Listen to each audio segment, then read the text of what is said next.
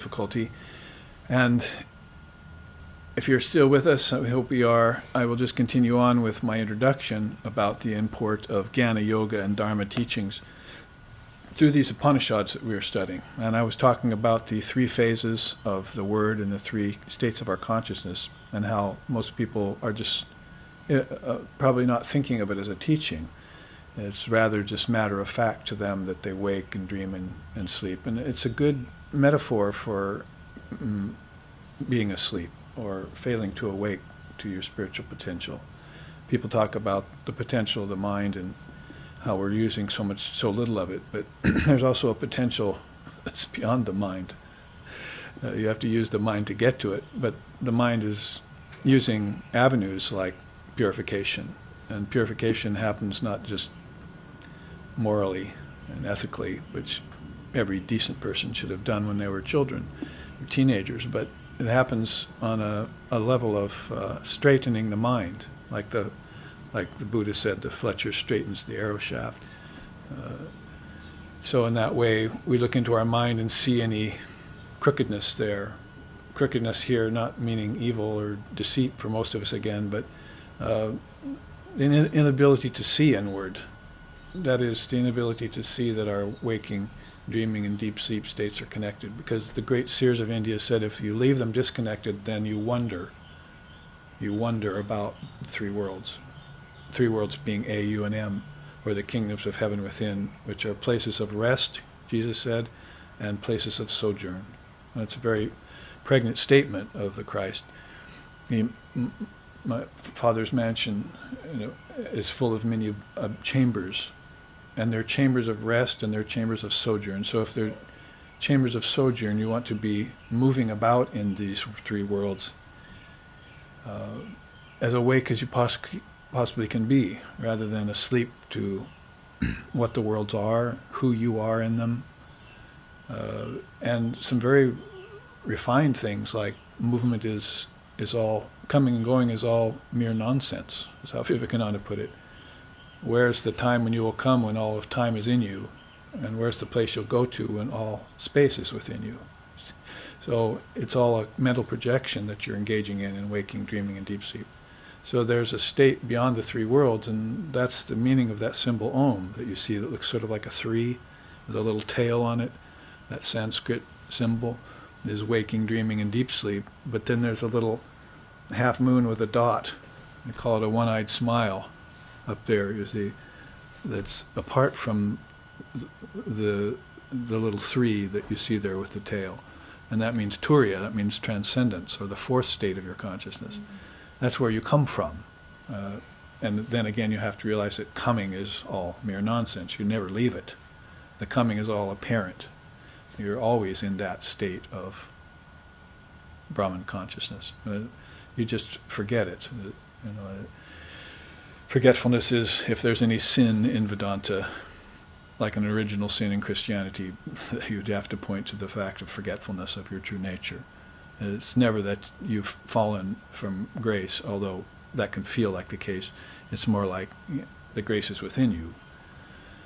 Sri Ramakrishna used to use simple analogies for that. He'd say the musk deer runs around in the woods looking for that beautiful scent on the wind, but it's coming out of its own navel. You get musk out of a deer's navel, right?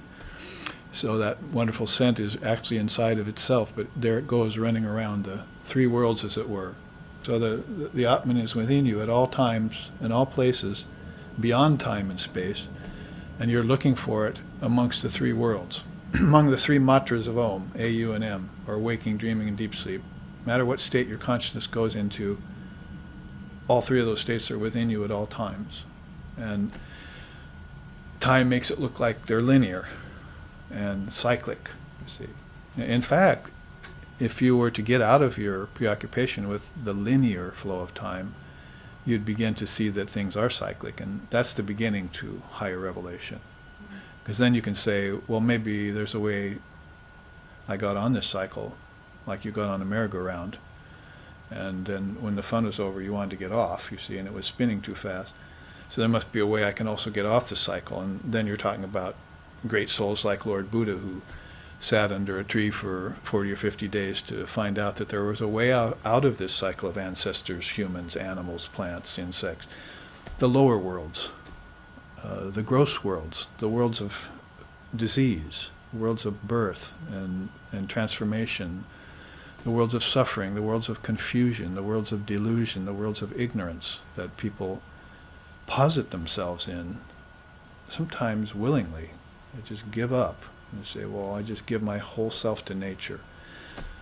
But they say waking up from spirit to spiritual potential within you is to take the soul away from nature. It's like, no, you see, you've had your time there, it's time for you to withdraw, and it would be good for you to do that before death comes and takes the body. We were talking about that before the camera came on and we had technical difficulties. See, is that basically the body is just a few pounds of ash in the end, so what's all this fuss about it? But here you are preoccupied with it for this whole lifetime. Is it going to be the same for lifetimes in the future too, that you will not realize your spiritual potential as being nameless, formless? Formless means without bodies, timeless, spaceless, and deathless. Basically beyond the 5 aspects of Maya: name, form, time, space, and karma. The self is beyond those. The real self with a capital S we're talking. Not the ego self. That's right smack dab in the middle of all 5 of those, like I just said, very willingly sometimes, or completely clueless about its predicament there. That's called Maya, or Buddha would call that samsara. See? So this process of spiritual awakening then requires some sacrifice, as any good thing in the world does, and requires your energy and your attention. And the more unbroken that attention is, the more unalloyed your bliss will be. There's mentions of bliss coming up here in the Shvetashvatara Upanishad. And also in Portland, we're studying the Taittiriya Upanishad, which San Francisco will, when it finishes this Upanishad, will take up. And there's beautiful, very beautiful slokas. I may read one today for those of you in Portland who are watching, and back in Hawaii at our centers, about bliss, bliss meaning ananda. When you have a word like ananda, you can't put an A in front of it. Ananda, you see. And if you put an A in front of any other Sanskrit word, it means the opposite of what the word is. Like anicca is non-eternal. Nitya is eternal. You put an A in front of it. But it's like saying there's no opposite to ananda. There's an opposite to happiness, as we will find out. And there's an opposite to almost anything you can think of. But this ananda, they say, there's no opposite to it. It's the unalloyed, uninterrupted bliss of consciousness, which is its nature. Like green is in a tree. You see, wetness is in water. You can't separate Brahman from its bliss. And so with thoughts like that, we can, instead of being that deer that's running around looking for the scent on the wind, we can more likely be that deer that's in the mudra, you see, that means gentleness and attention and non-violence and oneness, how to understand the connectedness of all things, the interconnectedness of all things. It's an interesting teaching, praticca samutpata, they call it in Buddhism, the interconnectedness of all things. If you were to hear it and you weren't an advanced seeker of the Dharma yet, you'd think, oh, that's the ultimate secret of things, the interconnectedness of things. So when people leave the worldly arena, you see, and they get tired of just intellectual pursuits, and they start feeling some sort of longing, like that musk deer running around looking for something, then they'll gravitate to this idea of the interconnectedness of all things. Oh, I think it's oneness that we're after. And they may be in a state of green coconut oneness about that time. Before the coconut's ripe, it's all one thing, but after it ripens, it turns into 5 things with a kernel inside. And it's like the 5 sheaths that cover the Atman. See, as Ramakrishna said, there's your body, and there's your prana, your energy, That's the second covering. And there's the mind covers the Atman, third covering. Then there's your intelligence that covers it, the fourth covering. And then there's your ego, the subtlest of all coverings. And those are all covering the Atman, like the 5 layers of a coconut when it's ripe. So there's something rattling around inside there, means there's something that's disconnected from all 5 of these layers that we have ourselves superimposed over the nameless, formless Brahman. Or if you want to bring it into a more personal context, the Atman, our one indivisible Atman, which we all share. That's the significance of the garland of skulls around Mother Kali, for instance. You see, everyone who is in comprehension of Indian symbology and mythology and all that thinks that's kind of a horrible thing, all these cut-off heads hanging around her neck. See? But it really has to do more with this one sharing of one Atman. All minds are hers, and they can only find their oneness when they return into her. So, back to my point, you would move from a worldly or intellectual context to a context of interconnectedness of all things. Like Sri Ramakrishna reached down to a lake once, and there was a hyacinth kind of plant growing all the way across the lake, call me creeper or something. You see, he reached down there and he grabbed one strand and pulled it, and all the way across the lake it moved. You see, the whole plant moved towards him just by pulling one strand. So a half mile or so, you see, just all connected underneath the surface of the water. So he said, just like that, everything is connected. Now, that would be the next level of teaching for most people. Oh, now it's connected, and we see that with people. They think, oh, everything is one, everything's interconnected. Now I'm spiritual. But the slap in the face comes later when you find out that you got the teaching from Buddha of the interconnectedness of all things, or from Father of Yoga, Patanjali. He also, probably influenced by Lord Buddha, who lived maybe 600 or 700 years before him in his most recent incarnation, that is Patanjali. He calls it Kaivalya. See, that there must come a time when you see the interconnectedness of all things, and when you see the interconnectedness of all things, you see your separateness from them. You're not a thing. Everything else is a thing, is a piece of matter, or a thought, or a form of energy, and you're none of those. The Upanishad states that out the top. You see, you are not matter, you are not thought, and you are not energy. You're Atman, divine. So you're nothing that changes. So this means that if you realize the interconnectedness of all things, instead of, you might have a little period of alloyed bliss, you see, not unalloyed bliss. But the unalloyed bliss is waiting for you when you realize, after that shock, slap in the face, that I'm sentient and all of that is not. Or you can put it another way, that is all my projection, and I'm the projector. And I'll leave God out of that quotient, thank you very much. He doesn't create, preserve, and destroy. He's not even a he, so forgive me for using gender references. It's beyond he and she. So that is pure and perfect, and that's what we're trying to relocate with, you see. We're trying to remember that that's our true nature, and then just simply merge. Like a moth flying into a bonfire. It's all over, folks. Buddha said that. Have no hope for me for the world, forevermore. I'm gone and I'm gone forever. One of his beautiful quotes. So when he saw Buddha nature, he just like that would just disappear into it. When Ramakrishna, even in the body, saw Brahman in his meditations, he would merge right into it and he would be gone. You could touch his eyeball and he wouldn't blink, and you could listen for his heart, you wouldn't find a beat. He was in a state, let's call it suspended animation. Kind of an interesting term, you see. Because everything here is animate, or inanimate, according to Western way of thinking. But according to Eastern way of thinking, everything here is unreal. It's illusory. It's ephemeral. It's transitory. And then, once you realize that, then it becomes real. everything is real. That's what the Shvetashvatara Upanishad is about to tell us. That once you have that realization, all of this becomes Brahman.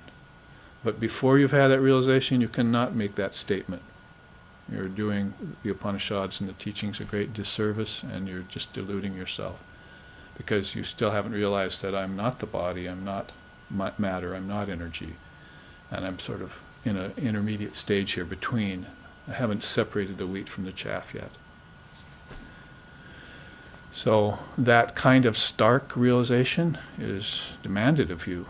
And if you have it as a monk, then of course probably life in the body is over for you. But if you have it as a householder, it makes your whole life radiate with divinity. You are a dharmic seeker. You're not a worldly person anymore. You can do the very same things that worldly people do, but you won't accrue any karma like they are accruing if you follow that rule of thumb. So that very pregnant piece of information is given to you by the Vedanta and by other Eastern darshanas. Yoga I just mentioned, but Buddhism, they all concur, and they all have different words for that idea of separating the self from nature. Usually I have a little, for the kids, I have a little bottle here with water and oil. The oil's been colored a little bit, you see, so you can see the difference between them. And then you shake it, and you say, does water and oil mix? And the kids all say yes. Well, that's a perfect way of saying, meditate for 45 seconds and watch this. You see, you put the bottle down, just concentrate on the bottle and watch it. And sure enough, in about 45 seconds, oil and water separate. So matter and spirit can never mix, not for long. They have a relationship, that's all. So there's this beautiful saying in this Upanishad that we're studying, Adihi sa samyoga nimitta hetu, parastrikala dakalopi dristaha, tam vishvarupam bhavabhutamidyam, devam swachastastam upasya purvam. Beautiful Sanskrit. It means meditate on the Lord as thine own self, seated in your heart. Meditate on the Lord as thine own self, seated in your heart. Where have you ever heard anyone tell you that? In other religions. You are that.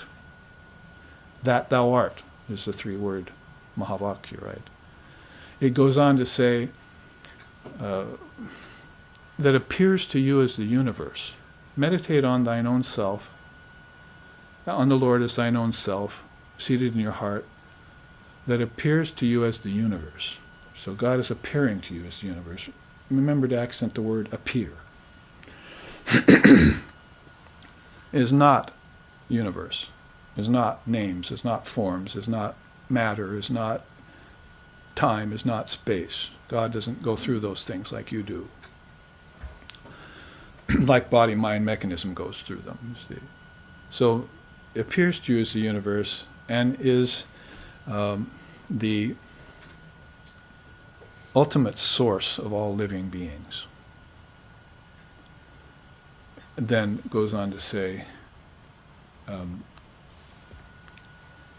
perceive this being, this verity, as the primal cause of the relationship between matter and spirit. That's what I was trying to get at.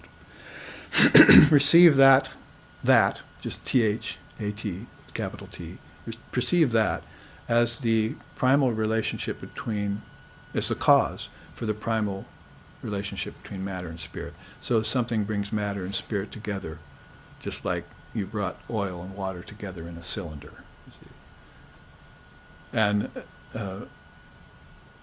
then, so the primal relationship between matter and spirit, and as the partless divine entity, it follows it up with that line, perceive it as the cause of the ultimate cause, as the of the relationship between matter and spirit, but as the also as the partless divine entity, partless.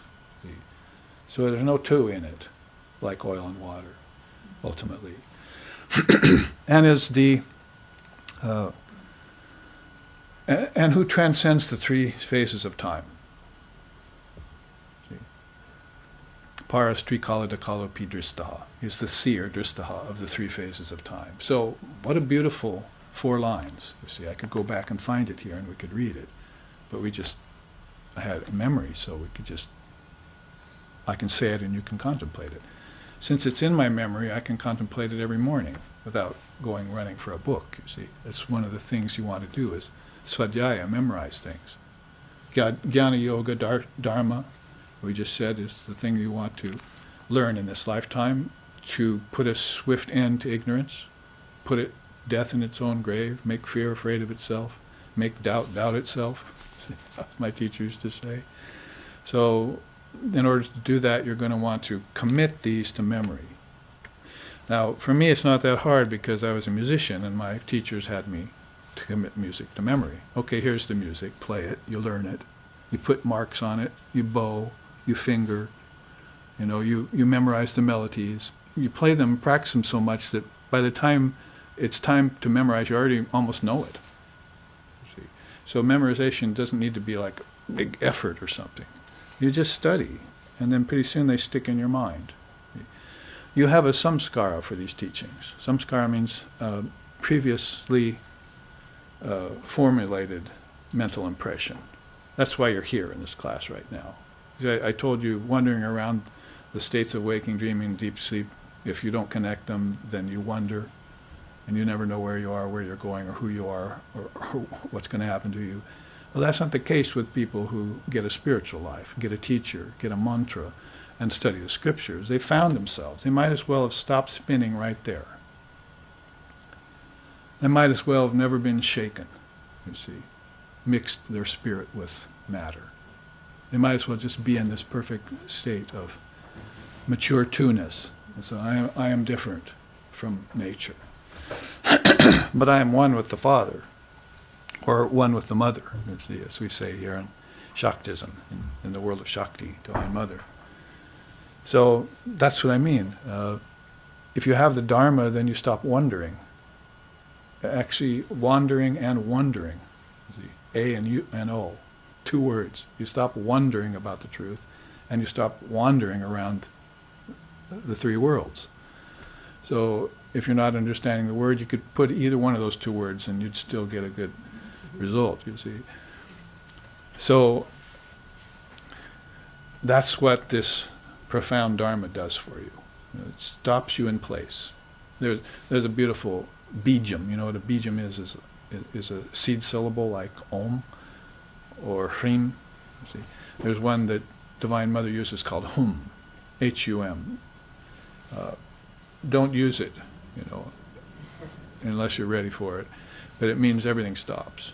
If she says that on the battlefield, and she's always warring with the negativities on our behalf, whether we know it or not. Battlefields are inward too, basically. If you read the Gita, talking about that really happened at Kurukshetra, and now they've unearthed the actual battlefield of Kurukshetra within the last decade in India, and they're digging there.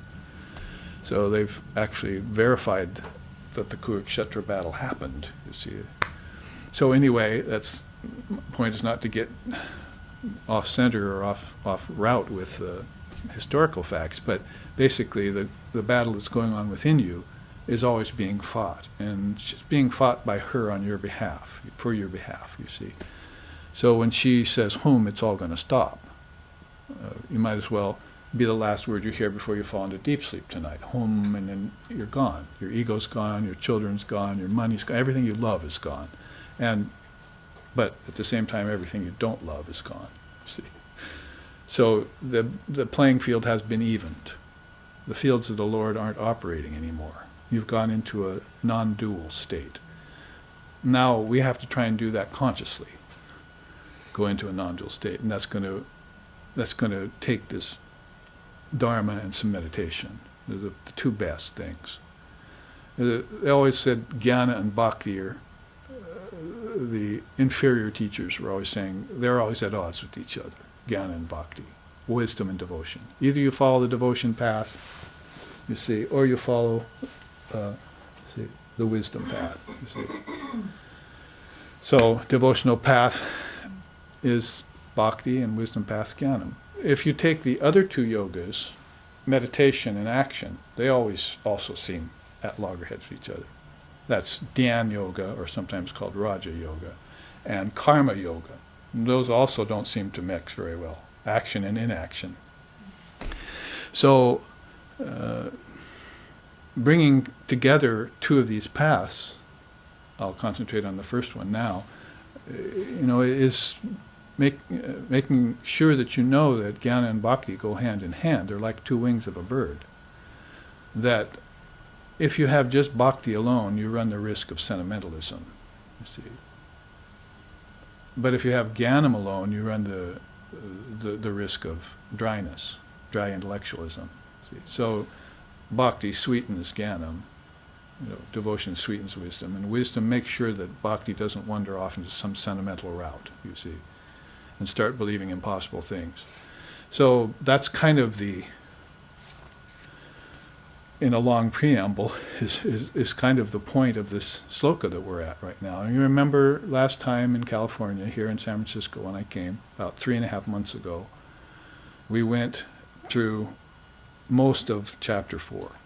And we arrived at sloka 17, I believe. I have it marked every time so I remember.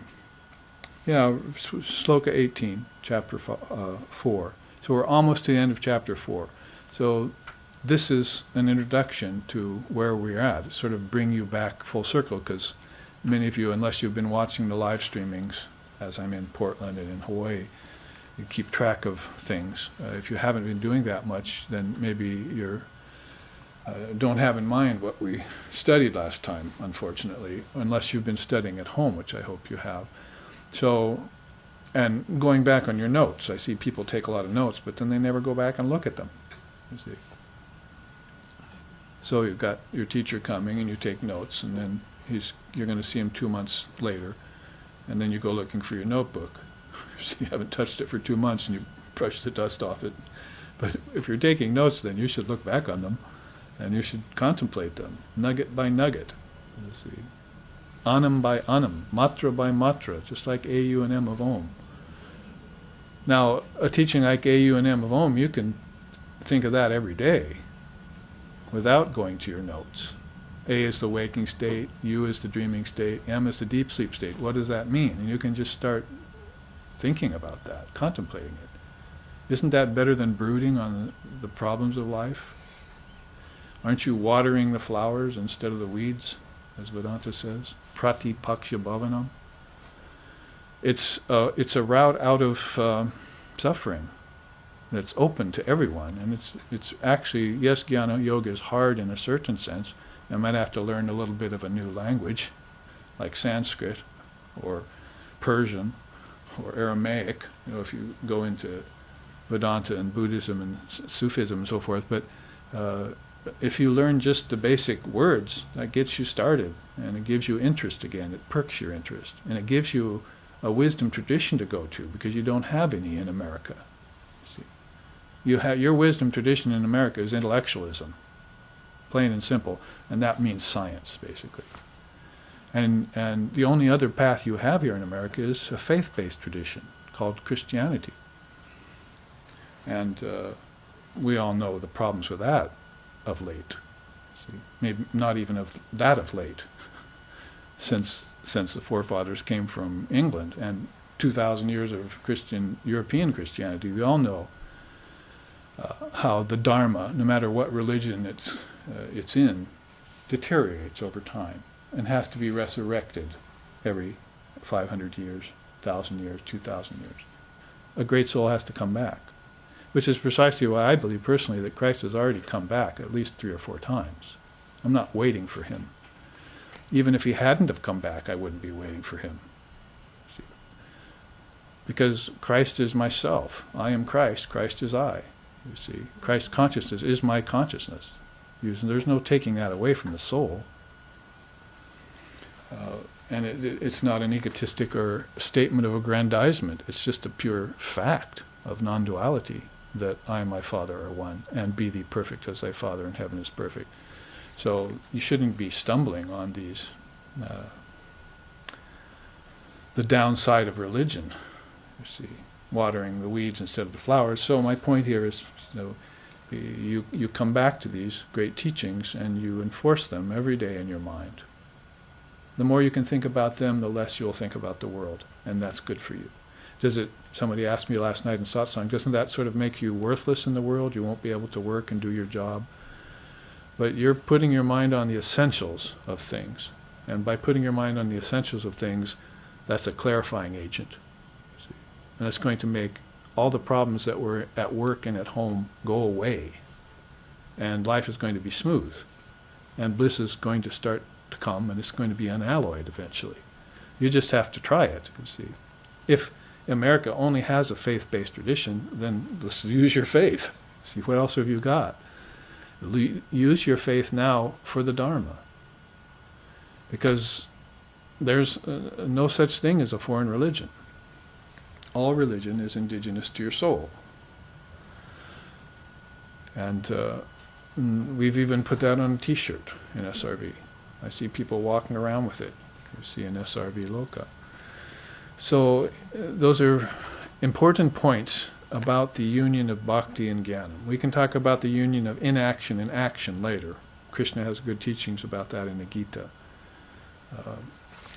So right now, in that vein that I've introduced to us for today's class, and there will be a class here tomorrow at the same time on this subject, I want to read for you the first 17 slokas, right in a row. I'll try not to make comment.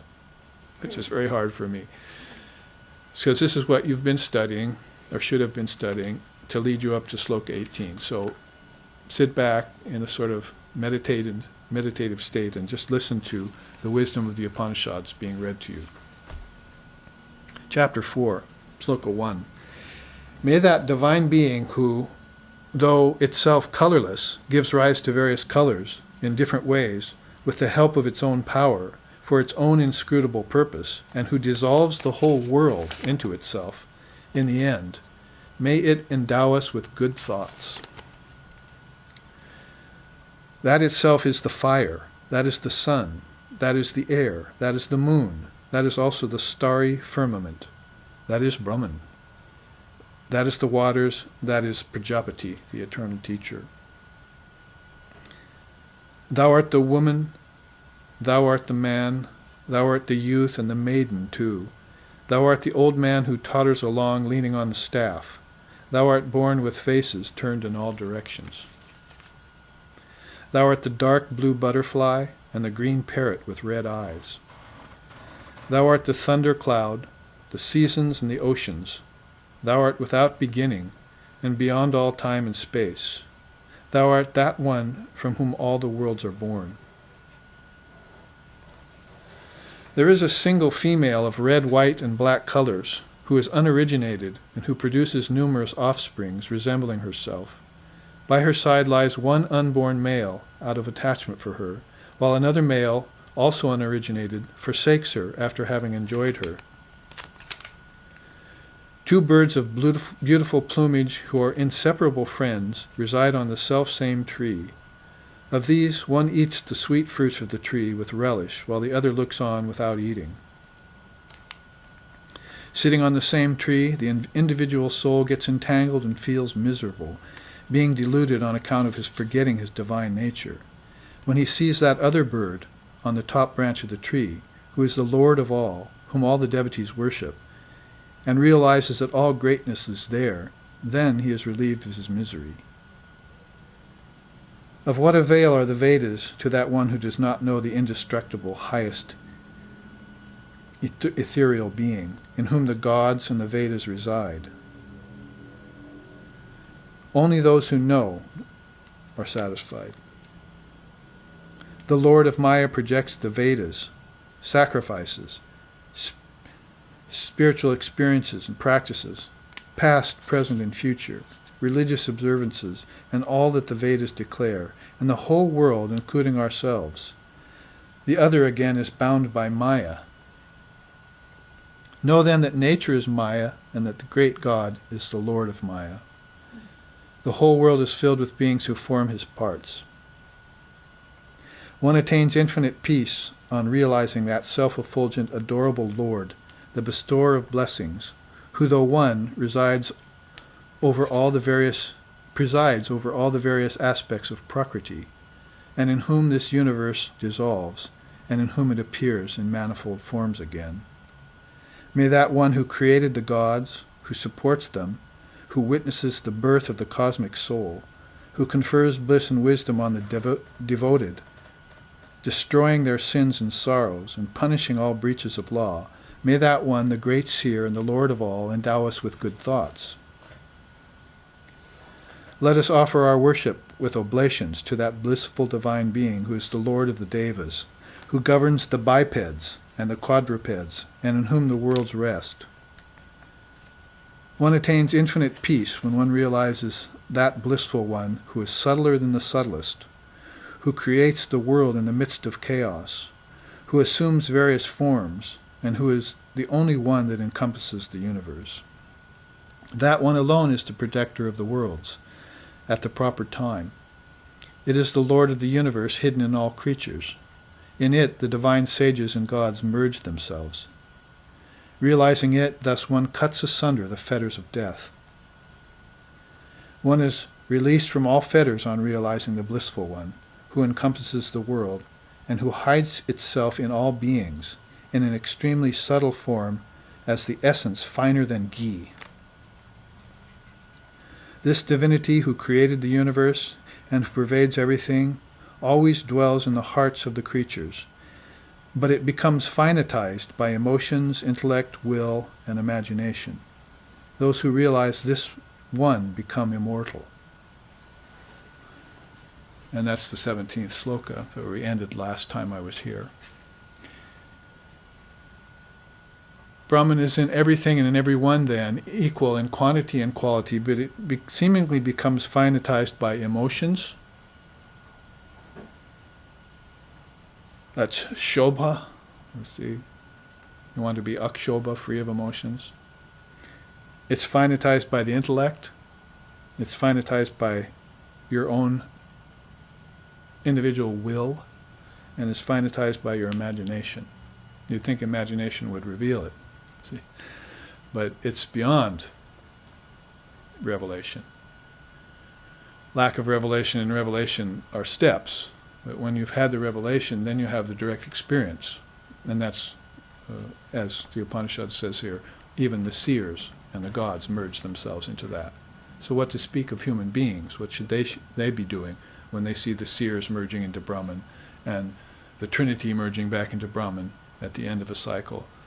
Then they too should try their best to merge themselves into Brahman. You try to do that every morning in meditation and every night. I was giving that teaching out last night.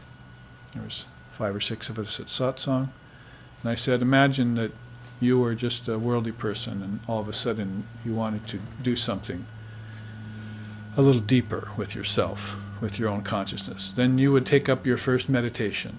And your first meditation would be, and this is the third best use for meditation,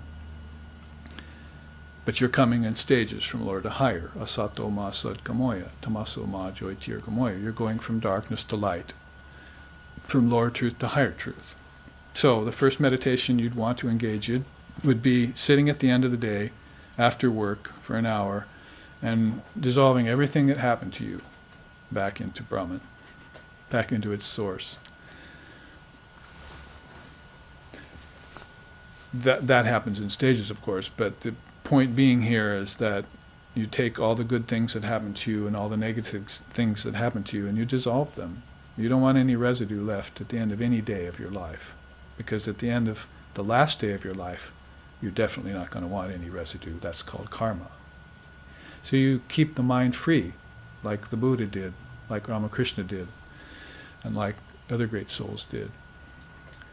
So that would be something that you do at the end of every day, and that's going to make you pseudo-spiritual.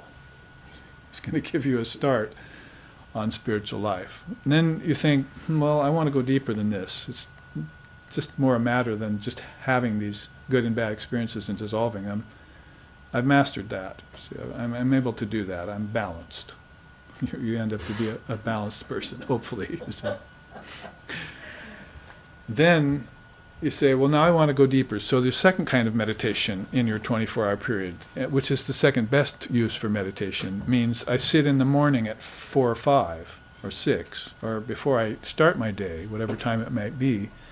And by doing that, I sit immediately after I sleep. And waking, dreaming, and deep sleep then become eventually an open book to me. I realize that I have 3 states of consciousness. I realize my consciousness moves.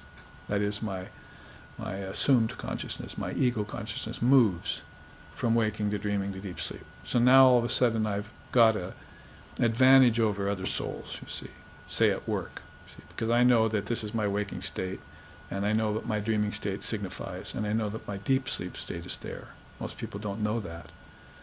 Even if they know it on the surface, that surface knowledge is taken for granted. They're not thinking of it as states of their consciousness, they're thinking of it as their 24-hour day. You understand, this is the way to get deeper into things, is to assign, is to study, is to meditate. And then these things will come open to you. You're knocking and it becomes open. Otherwise, you just take them for granted for 80, 90, 100 years, however you should live, and you go to death with them, taken for granted. And you don't know that your death state is another bardo because you didn't meditate on dreaming and deep sleep, which is like death. When you go to sleep tonight, you die to your senses. But you live to your inner senses, right? Your 5 outer senses, dead. Inoperable. The prana's gone, you see, from them. The hawk is retreated to its nest, as you Upanishad say. But now you've got 5 inner senses which you're dreaming with. You see in a dream, you taste in a dream, you smell in a dream, and so forth. So you're moving about in an internal state with 5 inner senses. So that's your subtle body, it's called. Nobody knows at work that they have a subtle body, but you do now. You see, you've assigned it. You've made provisions for it. It's a part of your consciousness. And dreaming isn't just a figment of your imagination anymore, it's a whole world inside of you. It begins to smack of the kingdoms of heaven within you, because that's what you're going to do when you die, and what your ancestors have already done is gone into a dream state, into a world of prana. Hopefully they've gone higher, but if they're ancestors, they probably haven't. They're still caught in that Bhur Bhuva Swaha loop, you see. They're still going in cycles from ancestors to humans and animals and so forth. Maybe get a little view of the celestials occasionally, you see. But they don't know about the deities yet, gods and goddesses. And they don't know about the Trinity. They don't know about their Brahman, you see, and their inner self. So you have an advantage in that way. And your deep sleep state begins to reveal itself to you. And so you meditate. Back to the meditation metaphor here, that's your second type of meditation. You're actually meditating a second time during the day, and that's opening up a door to something inside of you that most people don't have access to. And it changes you. And you begin to become more than pseudo-spiritual. You're actually knocking on the doors of spirituality itself. Now, a third type of meditation would be, if you were to undertake it, would be to meet God face to face. Like Mahatma Gandhi said about Sri Ramakrishna. He said, when you see Sri Ramakrishna, you meet God face to face. So when you see a great avatar like that, face to face means you're going to have a meditation on Ishvara or on avatar. See, you have a high ideal, and you're concentrating every day on that ideal. And as the Upanishads say, when you meditate on a saint or a seer, you get what's in the heart of a saint or a seer. I saw my teacher who had meditated on Holy Mother for 80 years, you see. And then my great friend and contemporary and the founder of SRV had meditated on Sri Ramakrishna for 40 years. I myself now, some years after their passing, have meditated on Sri Ramakrishna for over 40 years. So you begin to get what's in the heart of the saint or seer you meditate upon. And the higher the ideal you take, the more exacting is going to be your path, but the more you'll get out of it, you see. You'll begin to actually speak, walk, think, look even appear like your Ishtam, like your ideal. That's how it changes you. Now, most of these changes are inside, and nobody ever sees them. As you went to Holy Mother, and they said, well, they say you're the wife of Ramakrishna and that you're a manifestation of the goddess. Then how come you're on the floor on your hands and knees kneading bread? You see? And she said things like that would happen in her life, and she would say, well, I may be, it may be the case, my dear, but I can take my Atman out anytime I want and look at it. Can you do that? So she could go into meditation anytime she wanted and just see her true nature, and then she'd come back out and go through her service of the devotees and the master and so forth. So this is another time she said, why have you come to see me then? Have I grown 2 horns? Is there something sensational about me that, you come running like I'm a circus act or something? No, all the changes happen inside of me, and you didn't see them. So that's why the Gita, in both the Bhagavad Gita and the Uddhava Gita, Sri Krishna tells Uddhava and Arjuna that they ask him, how does a holy man sit, how does he act, how does he think, how does he come, how does he go, how does he eat, how does he sleep? And they basically say, like everyone else, but nobody sees his divinity. That's the difference between a holy person and a person who's still attached to the world. The holy person has seen his otherworldly consciousness, dreaming, deep sleep, and beyond. The worldly person hasn't. They're just totally focused on the outer world as if it were the only reality. And they even call it relativity. You see? So how can relativity be your only reality? It doesn't make sense. If there's relativity, be fair. If you have coined a word called relativity, then there must be an opposite to it, and that's called reality. And we're not talking about pseudo-reality or virtual reality or your reality and my reality here. We're talking about the reality, the oneness that Christ and Buddha and Ramakrishna all realized and that we all share. Not a green coconut oneness, a fully matured oneness. So that third type of meditation is what you're going to have when you want to encounter God face to face. That's the first and very best use for meditation. So I've given you 3 kinds of meditation in alignment with these first 17 slokas of the Upanishad here. Shvetashvatara Upanishad. Shvetashvatara was a great rishi. First and inferior way of meditating is to use meditation to even out your day emotionally. Because why? Because Brahman gets finitized in you by emotions, will, imagination, and intellect. You want to make it infinite again, as it really is. You've taken it and finitized it. See, but it never can be finite. Purnamadaha, Purnamidam, Purnat Purnamadachate, Purnasya Purnamadaya, Purnameva Vishishyate. How many times did they use that word purna, infinite, or full, in a sloka, you see? It's infinite. Everything is infinite. Even the finite is infinite because it's come out of the infinite. Is there anything finite about this? Can you count the amount of clouds in the sky, leaves on the trees, or waves on the ocean? It's all infinite. But you're finitizing it at all times. You're taking Brahman and making it into a child or a pet or an angel, you see. But it's not any of those things. It's infinite. How many times do we have to say it? Purnamadaha, Purna, you see. And so the Upanishads will talk about qualified non-dualism, right? In here, if you listen to those 17 slokas, you heard intimations of the gods and goddesses. Those are the finitized versions of the infinite. But then you heard them, underlying all of those slokas, you heard them mention again and again the infinite being that's behind them all, into which the gods merge, into which the seers dissolve themselves. So, back to your meditation, when you meet God face to face, that first and very best kind of meditation is when you can dissolve your mind into Brahman. Dissolve the mind stream, they call it, into Brahman. You take the 5 elements here, you take the 5 senses, those are your gross body, and you dissolve them. Can you dissolve them all back into Brahman? Good luck. But you can dissolve them back into your subtle body. You dissolve the gross into the subtle, because your waking dissolves into dream, doesn't it?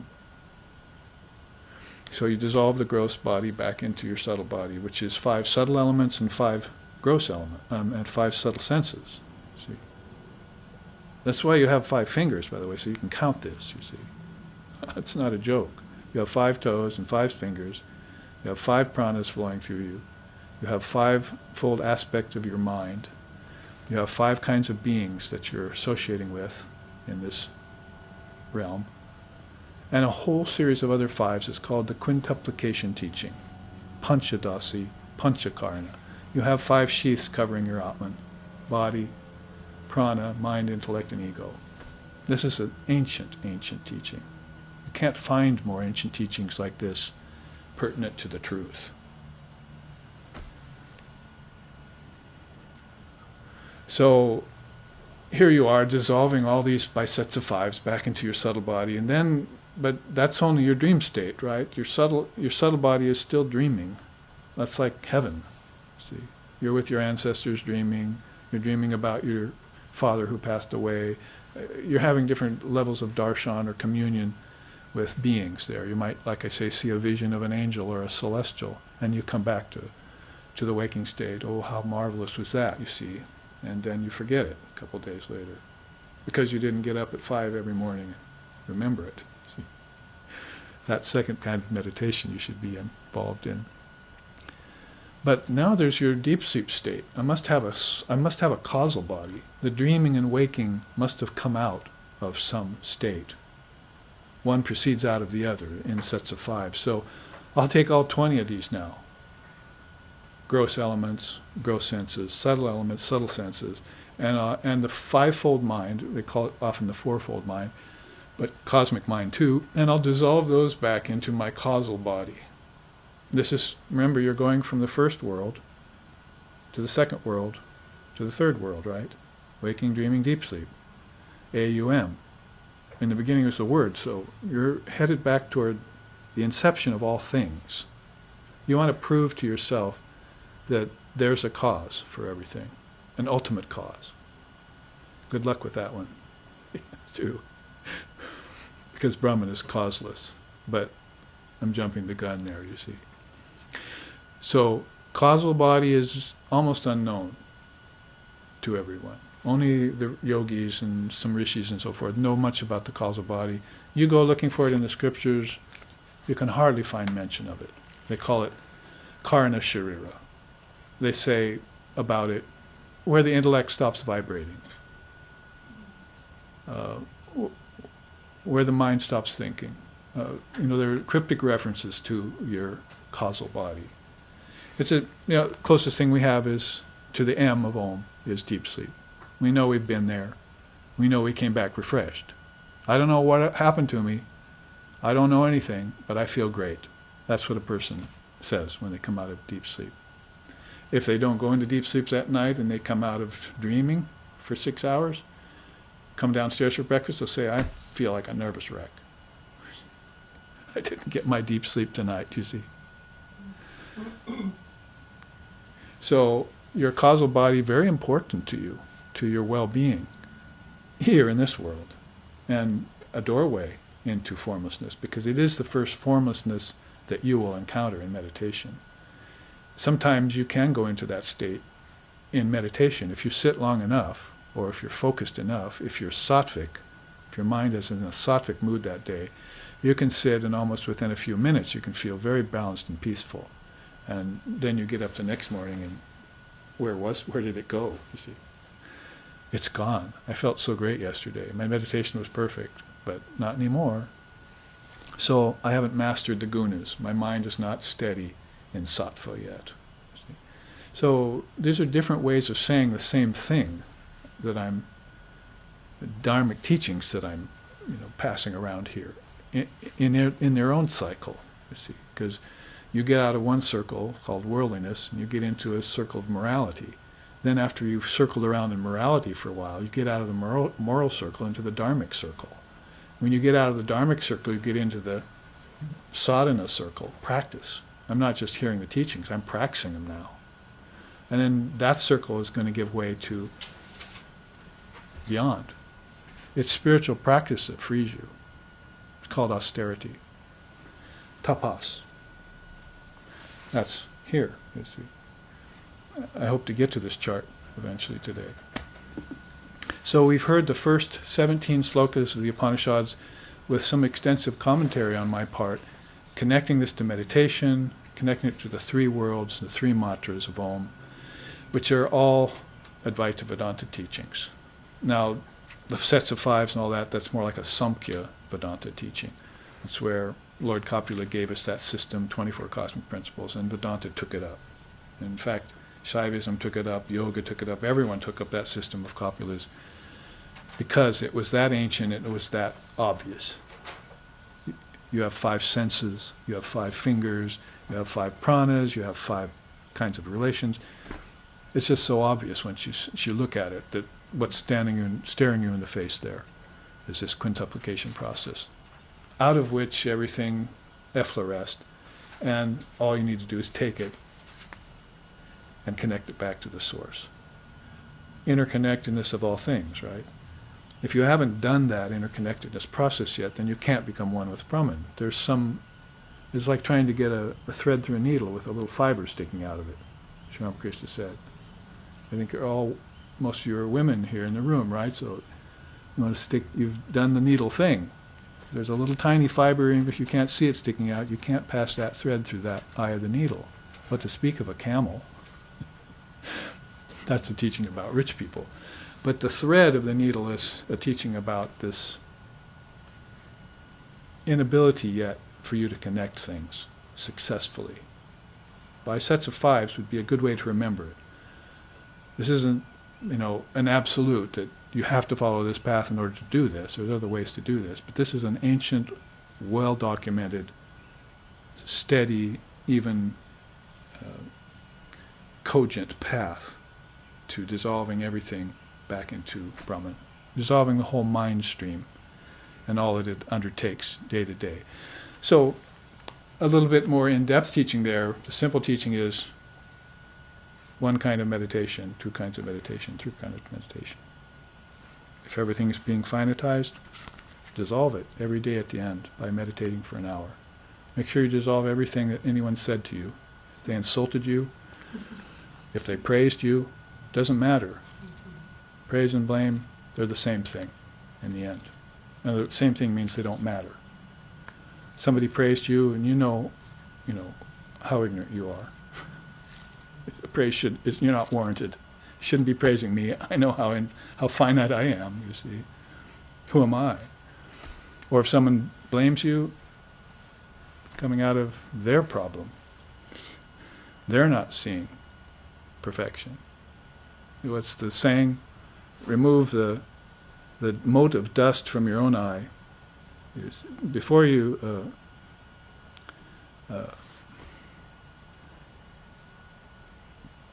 Before you try and remove the mote of dust from the eyes of others, remove that piece of wood in your own eye, something like that, you see. You've got this whole big chunk of wood in there, you have to move that so you're not seeing clearly, see, but yet you're criticizing. So if somebody's blaming you and so forth, it's really their problem. I may not be perfect, but I'm not what you're calling me. See? So whatever happens to you in the day, in any given day, good, bad, or mixed, dissolve it. That's the first kind of meditation because you're finitizing the infinite. Sloka 17, Shvetashvatara Upanishad, chapter 5. After that, then you can meditate in the morning to see what was in your deep sleep and dream state. After that, then you can meet God face to face. Now there could be a fourth kind of meditation, and that's between midnight and 4 in the morning. It's called Brahma Muhurta. If you're up between midnight and 4 and you're in a good state or a good mood to meditate, sit between midnight and 4 because that's when everyone's sleeping and you'll have the least amount of problem in the mind field. The playing field has been evened out of vibrations. We just said deep sleep state is where intellect stops vibrating. Well, these people are in deep sleep now. Half the world's in deep sleep. You're awake. See, it's your chance now to go in without any mental obstructions and meditate in bliss between midnight and 4. That's called the Brahma Muhurta. Not a teaching you give out to householders. You usually give it to monks because they don't have to go to a 9 to 5 and sleep. They're free. Should be free to do what they want and to follow their spiritual life. But if you have the wherewithal to do it as a householder, it's open to you to try, even as an experiment, meditating at those wee hours. Actually, it's kind of a misnomer because we means lots of people. But the we is gone there, you see, in the wee hours. There's no one there. So you're on your own and you have the least amount of obstructions in the process. Well, let's take up a new sloka then, before our break. That's 18. It says, when ignorance is dispelled, there is neither day nor night, neither being nor non-being. There is only that auspicious one who is imperishable and who is worthy of being adored by the Creator. Well, that's very pregnant, isn't it? There's this imperishable Brahman who is worthy of being adored by the Creator. So what does that tell you? That one Brahman is different than the Creator.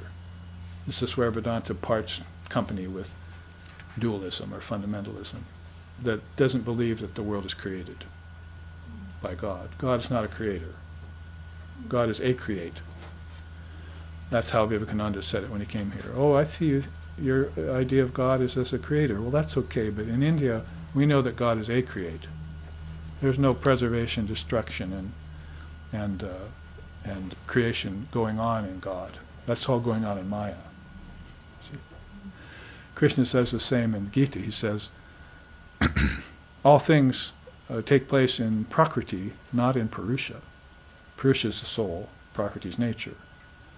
All these things that you're worried about and that you're involved in happened after you shook the bottle of oil and water in that apparent mixing process. Those are all going on in Prakriti, in Maya. In matter, they're not going on in you. But since you've identified with the changes of Prakriti, Maya, and matter, you think that they're going on in you. Isn't that being finitized by emotions? How your emotions hold sway over people, you see. And they become an emotional mess. And then they have to have therapy and pills, and the whole thing is just exacerbated. You don't need anything but discipline. You just need to sit like this for a couple hours and slow things down so that you know that God isn't a creator, that you're the creator. Now, there is such thing as called a creator God, and that would be Lord Brahma. And they're talking about him in these slokas. So that's what they're saying here. One who is imperishable and who is worthy of being worshipped by the Creator. Lord Brahma worships Brahman. You get to the Father through the Son, in other words. From that one has proceeded all the ancient wisdom. So it comes from Brahman, this ancient wisdom, but it comes trickling down through Lord Brahma. He's the first to use it. He turns wisdom into objects. Holy Mother used to say, all these objects here, they're just your mind made manifest. That's how she would put it. Objects are mind made manifest. Think about that. In other words, they don't have an individual existence by their own, like Western science might think. See, oh, they came out of such and so forth. Yeah, they came out of the elements in their physical form, but before their physical form, they were a thought form. Otherwise, they couldn't have made it to the physical. Thought precedes the deed. We even say that in the West. Thought is father to the deed. So it's definitely father to the deed, then it must be father to the objects that you use in the deed. See? So pillows, chairs, rugs, houses, everything is just a construct of your mind. It's a thought form, but it's vibrating at a very dense level. And this is part of what you're going to dissolve every day in meditation, right? Chairs, pillows, your most desired objects, things you're attached to, anything from drugs to alcohol, to tea, to coffee, to your pet, whatever it is there that you're attached to, you dissolve it because you're none of it. It's all in you anyway. It's not like renunciation is something, like a condemnation. Renunciation is not condemnation, it's deification. When you get rid of things, you take them back into yourself, where they came from. Yourself means your mind. So all things came from the mind. So from Brahman came all this ancient wisdom that is being spoke to you in the Dharma. But it has to come through a medium, you see, through a matrix, if you will. And that's Lord Brahma, or the Trinity, Brahma, Vishnu, and Shiva. We sing about them all the time. Probably in every class I have to sing this sloka because it comes up so much. Gurur Brahma, Gurur Vishnu, Gurur Devo Maheshwara, Gurur Eva Param Brahma, Tasmai Shri Gurave Namaha. So Gurur Brahma, the Creator God, Gurur Vishnu is the preserver. Gurur Devo Maheshwara is Shiva. Maheshwara is Shiva. Gurur Eva Param Brahma means they are one. Eva means one. The Creator God, the Preserver God, and the Destroyer God are one. Therefore, Tasmai Shri Gurave Namaha, I pay my obeisance to them, to that one. So, you can worship Brahma, you can worship Vishnu, and you can worship Shiva, but you should know that they are all one principle. And A, U, and M of Om goes with waking, dreaming, and deep sleep, goes with Brahma, Vishnu, and Shiva. Brahma is the waking state, Vishnu is the dreaming state that we're all engaged in, and Shiva puts it all to rest at night. Takes all thoughts and all objects back into nothingness, if you will. A sort of nothingness, an emptiness, the Buddhists call it. And there you are along for the ride. See, souls being dragged from birth to death and death to birth, as Vivekananda says. But so give up, quench this thirst for life, he says. This thirst for life forever quench, because why? Because it drags from birth to death and death to birth the soul. Know that thou art Atman, ever free, he concludes. Now, that brings up this chart that we can finally look at.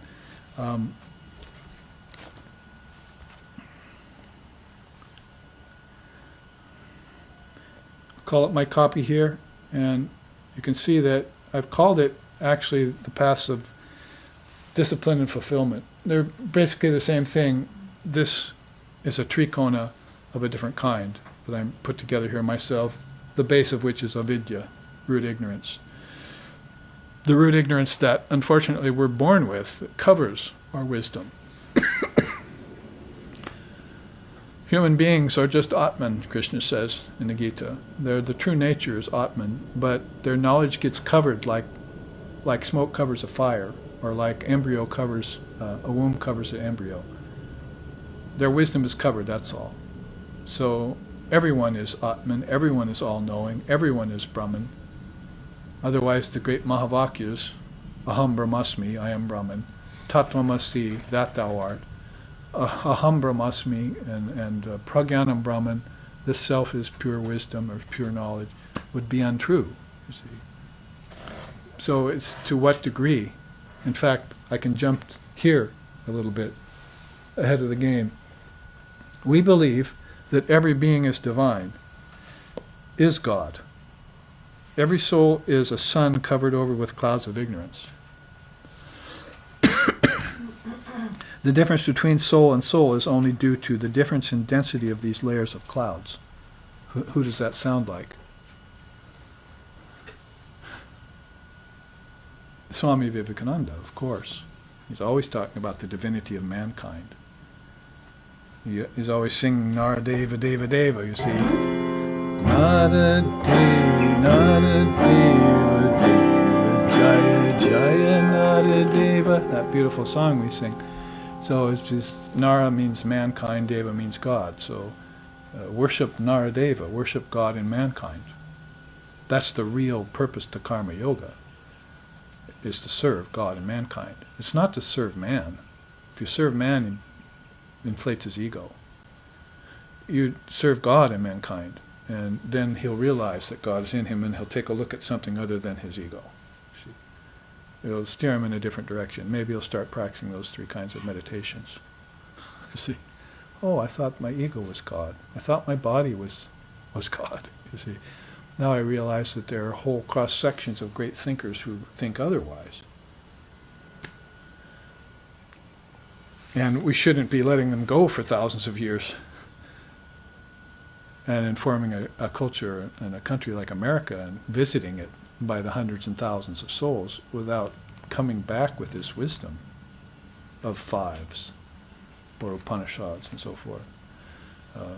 This is what's going to equip us for the journey. Kingdom of heaven is within. It's got many kingdoms of rest and sojourn. So if you're in the sojourn loop, you see, you're going about and about, you have to have a pole star. Sri Ramakrishna used to say, the kid hangs on to the pole and swings around, has plenty of fun. But if he all of a sudden loses his grip, he falls, skins his knee, and goes running back to mother for a bandage and some alcohol, you see. Sterilize it. So always hold on to that central pole. So these teachings will be the central pole of every lifetime you take if you run them deep into the mind. It's like San Francisco Bridge out here, the new one. They ran these huge pylons into the muddy bottom, you see, of the bay, right? They had to sink them pretty deep so they'd be strong enough to hold trucks and cars and so forth. So just like those pylons have been sunk deep into the muddy bottom of that bay, so you have to run these dharmic teachings that deep into the muddy bedrock of this mind, you see, this ignorant mind. Avidya, root ignorance, they call it. Be free of it, once and for all. And that is spiritual awakening and everything that proceeds afterwards that's of any real worth to the soul comes out of that. The lower knowledge, it satisfies a little for a while, but not for long. The higher knowledge satisfies forever. Who said that? Ibid, Swami Vivekananda. The lower knowledge satisfies for a little while. That's scientific knowledge, knowledge of the world, intellectual knowledge. Even fundamentalist religious knowledge would be put in that category, you see. But the higher wisdom, the Dharma, that satisfies forever. So great souls like that who epitomize the Dharma have come back and told you that. It's not like you're hearing, it's not like hearsay, you see, from someone who you don't know. But you've got thousands and thousands of monks. Vivekananda accomplished the impossible. No one's ever turned thousands of young men into monks, ever, in one lifetime. Ever has it ever happened. It took hundreds of years to get, you see. So you start out with one and get 12, and then each one of those 12 teaches another 12. But Swamiji came and he convinced thousands and thousands of men and women to give up the world. How did he do that? And what are they doing? The Mat part of the Ramakrishna order is meditating on Brahman and getting free. Whole Kaivalya Pragbara, a stream of souls going to Brahman. And the mission part of Ramakrishna order is going to every place of famine and disease and pestilence and flood with water filters, with clothes, with food for the poor. They're constantly serving God and mankind. Again, not mankind, they're serving God and mankind. It's a very important distinction. Who made that distinction? Ibid, Swami Vivekananda. You should read the bylaws of the Ramakrishna order. We are all parts of Ramakrishna's body. So it starts out. See. Some of us are hairs on his arm. Some of us are his right arm. You see. But whatever the case may be, we're all parts of Ramakrishna's body, and he's the divine descent in this age. And you just take a look at what's happening outside your own well. See, You know the frog in the well problem? Everyone's a frog in the well, but take a look outside your well and see what's happening at the behest of Sri Ramakrishna. So, beautiful songs, music, stotrams have been written about it already. I know them, you see. So, and what I'm saying is it's not like you're getting this as hearsay. You're getting it from the ancient rishis, and you might be able to find some sort of complaint about that. You say, oh, that's old wisdom or something, you see. And they're not arguing with you. They're just saying it's old wisdom, it came out of the eternal one, Brahman. But you can't argue with someone like that, who's on the scene recently, who was here in America twice, and who has convinced people, you see, to give up their life for this, to turn their whole life towards it. You know, actually, it's really not a matter of giving up. It's a matter of just dedicating. So renunciation is not condemnation of the world, it's deification of God. That's important for us, especially as householders, to remember. So looking into this chart is going to happen after the break, because we've taken so much time explaining all that you will need to know dharmically to lead up to it. Just know that if you look at this chart at the break, our live streaming audience, and if you here in the classroom come up, that we have seen the foundation of this particular trikona, this triangle, is that it's founded on ignorance. The world is founded on ignorance, on chaos. Didn't they just say that? Brahman is the one who holds the soul peacefully in the midst of chaos. See? Is it easily arguable that there's chaos all around us? Aren't many of us wondering, why hasn't this whole thing caved in already? It could cave in any day.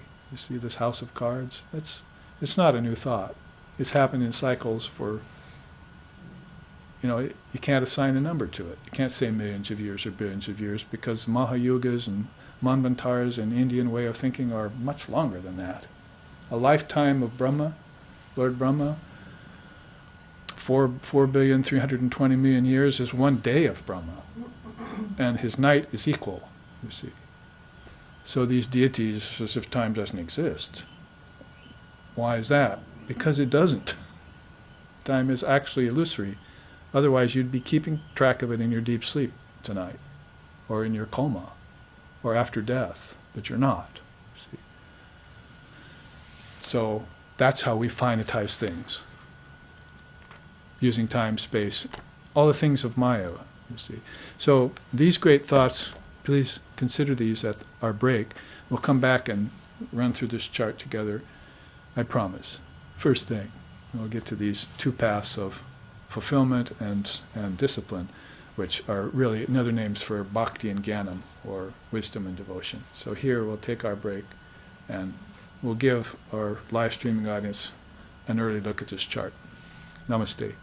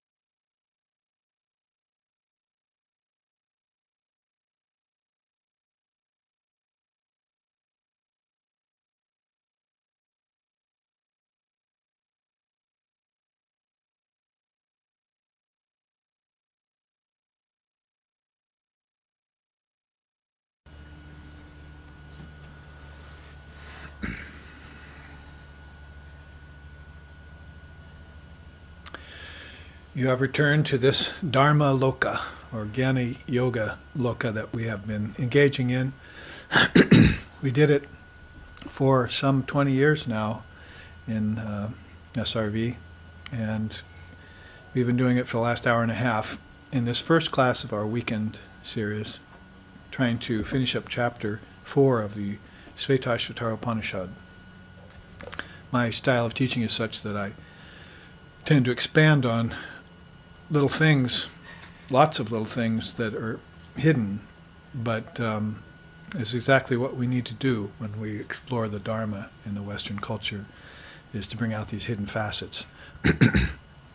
And by doing so in the first half, we worked our way to this chart on your right, or on your left, my right, that is the disappearance of ignorance. And something I put together about a year ago, I don't know if San Francisco has seen it yet, but it's coming up in accord with chapter 4, sloka 18, which says, "Its form does not stand within the range of the senses. No one perceives it with the eye. Those who know it through the faculty of intuition, as thus seated in their own hearts, become immortal." Now the Sanskrit itself, if you look back to it, talks about heart, realizing the heart by the mind. They're using the word intuition in this sense. Intuition to us sometimes just means, women's intuition, say, or some sort of premonition of something that's going to happen in a kind of clairvoyant way or so forth. But they mean basically intuition here as associated with Medha Kendra, is heart and mind. Manas, the mind, not the doubting mind, but the mind that's being focused in practice, using the teachings, on the heart. And when they say the heart, they don't mean the emotional heart or the anatomical heart. You're just referring to that metaphorically as a center, like a chakra. But they mean the heart in which dwells the Atman.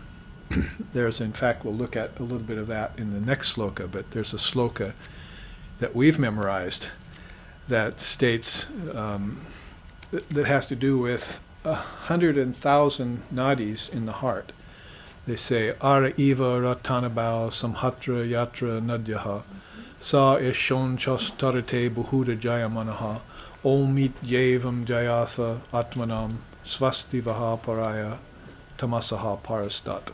So there within the heart, where all the subtle nerve endings meet, like the spokes of a chariot wheel at the hub, abides the Atman.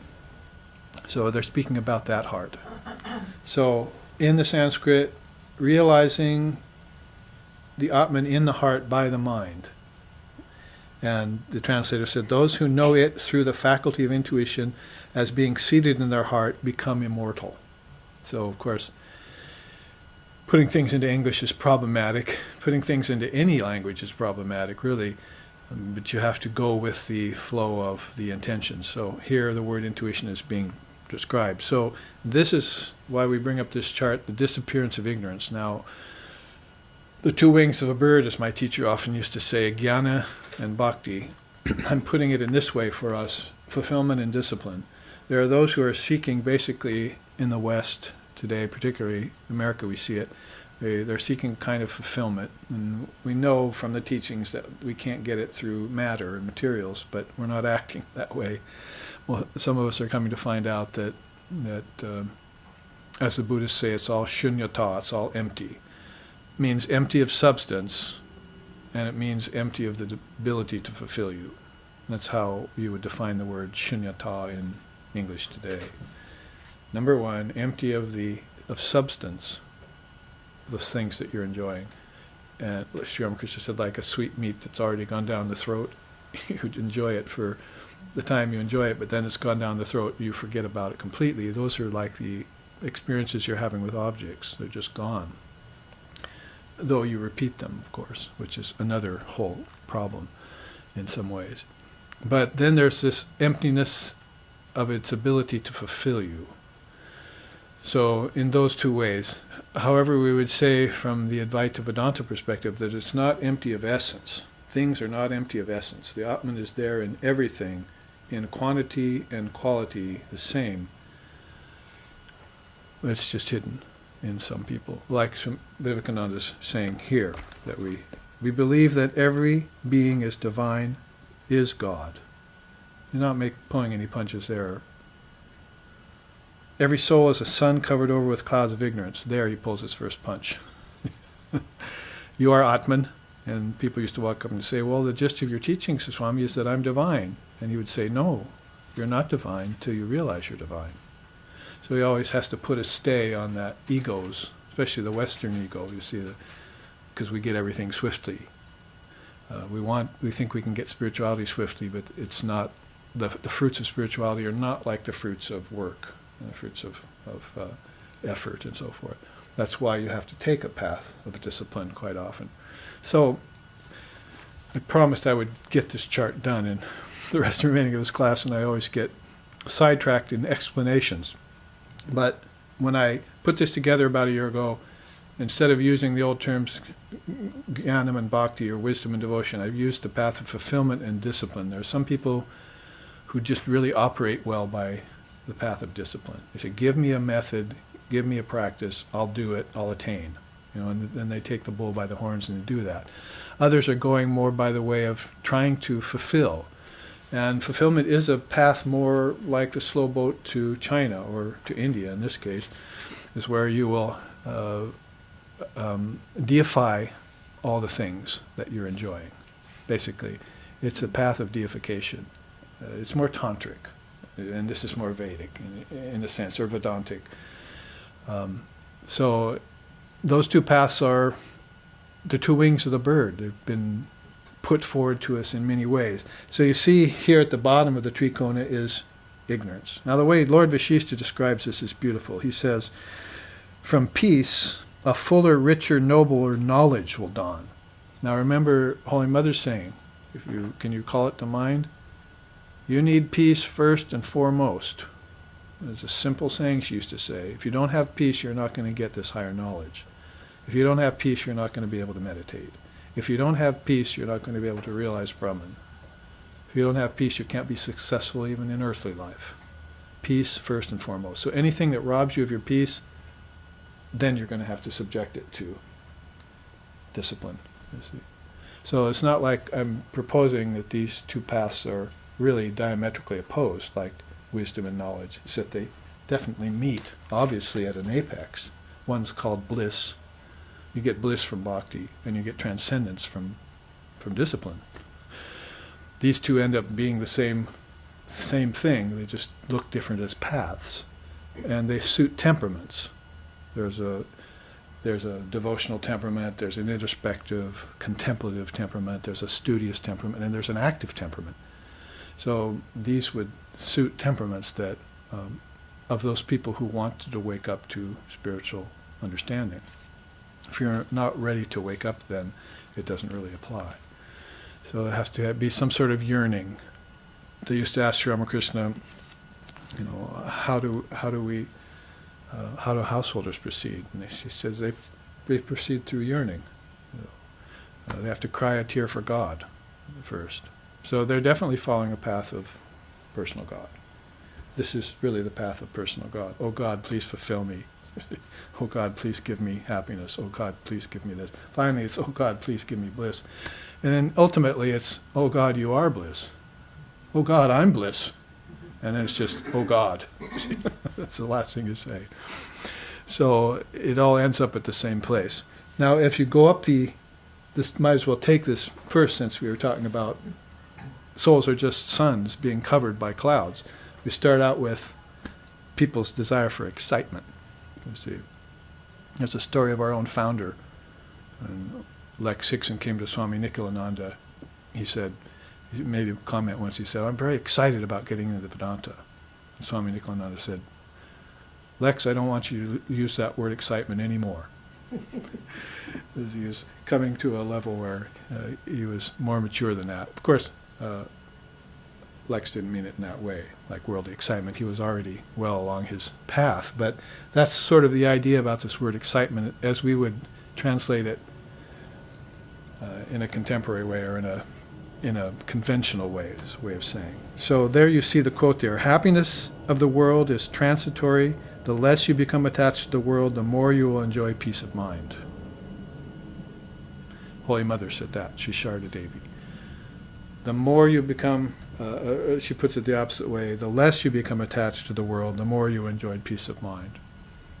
And as I brought that up last night in the teaching in satsang, and one young woman said, but I don't see how that's possible, you see, to be transcendent and at the same time do your work and so forth. So, of course, some other explanations had to come forth. So, this happiness in the world is not wise because, why? Those two reasons. The objects can't fulfill you and they're empty of substance. And when you understand that, then you can use objects in a wise way. You can see them as constructs of your mind. She used to say that all the time. She'd say, objects are just mind-made manifest. Or she'd say, other times she'd say, the things here, material objects, are just intelligence concretized. They're your intellect concretized. So they came out of your mind and were concretized that way, solidified, and then tonight in dream you'll take them back to a liquid state. And then in deep sleep you'll take them back to a gaseous state. You see, ice, water, and gas, the three forms of water. So it's kind of the same way with thought. It has a gross level, it has a liquid level, subtle body, and then it has a gaseous level. You know, it's be like causal. You can't see it, taste it, touch it, or smell it in a sense. So in that way, you're being subtler and subtler in your understanding. So excitement is going to then have to transform itself into happiness. That's like sukha.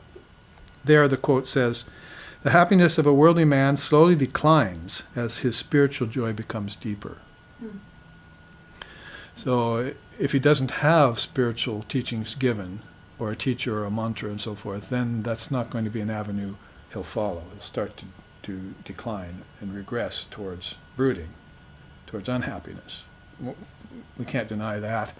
So many unhappy and unfulfilled people in the world. So you're not getting your fulfillment because you're not really climbing the trikona. You're not really using the path to propel yourself on. In fact, when I said people have that relationship with the personal God, we even sing about it, don't we? Jaya Jaya Jagavandini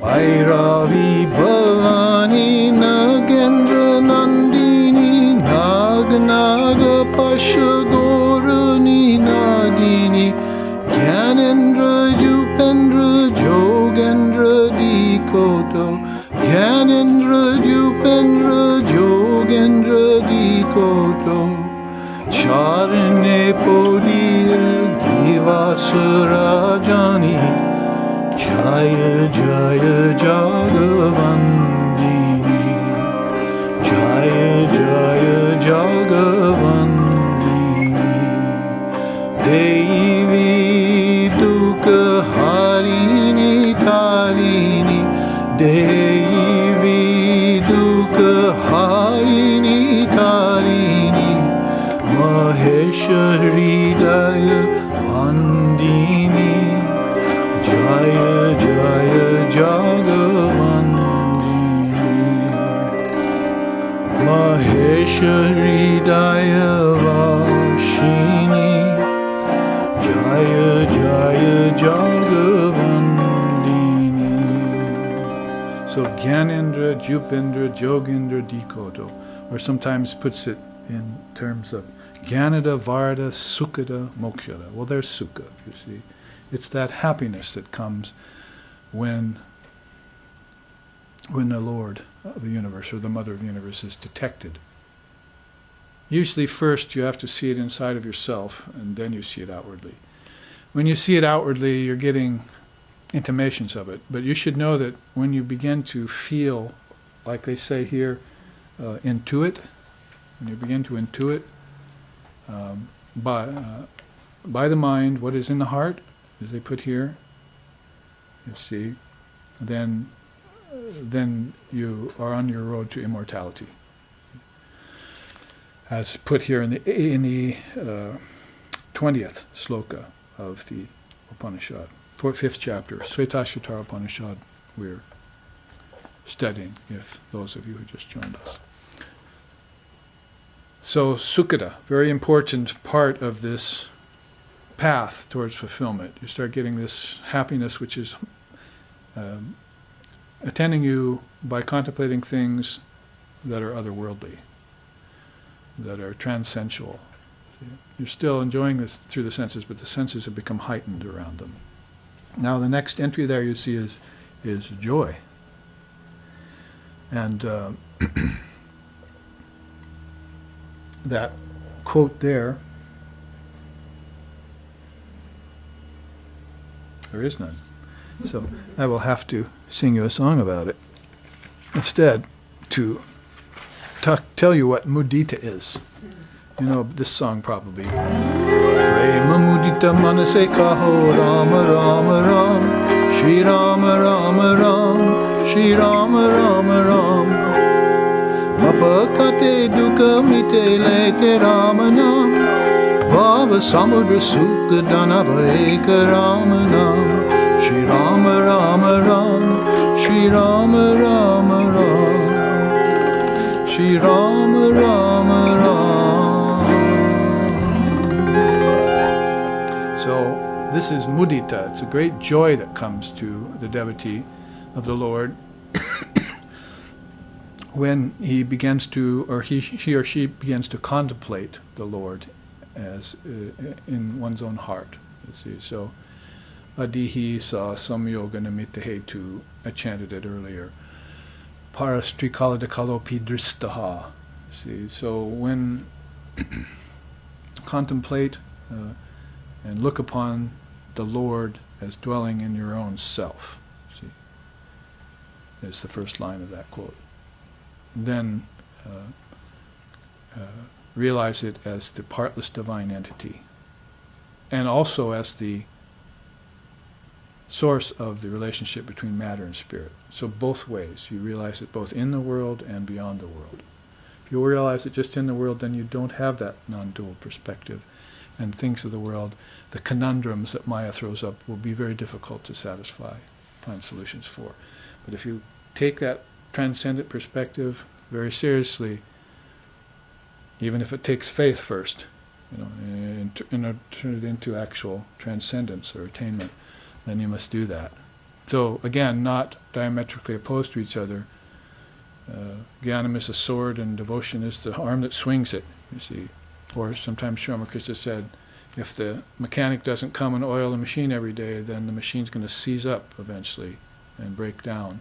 So that oil is that devotion in the mechanics of Jnana Yoga, you see. They both have to be two wings of a bird. And Vivekananda used to say, oh, I'm so tired of one-sided men. People whose energy and thoughts run along one path only. I'm so tired of them. He says, my idea for the devotee of the future would have all four yogas. Contemplation, action, wisdom, and devotion, all well developed in each person. That's going to be the disciple of the future, he says. So mudita, something about that. Then it moves on to wisdom, or jnanam. From jnanam, I don't need to explain that because I've been talking about that for the last 2 hours. You're in the atmosphere of jnanam right now. This is the Jnana Yoga class, teachings of the Dharma and so forth, which will clarify. It's the clarifying agent in everything. Sri Ramakrishna said if the painter uses a paintbrush and dips it in a jar of water to clean it all the time, then pretty soon the water turns almost black from the combination of all the colors. But instead of getting up and leaving the canvas and having to go get another jar of water, he just drops a little bit of alum into the jar of water, and it immediately clears the paint, and the water is clear again. So he said, not giving a teaching on painting, he really meant put that little drop of alum, Jnana Yoga, into your mind and watch it.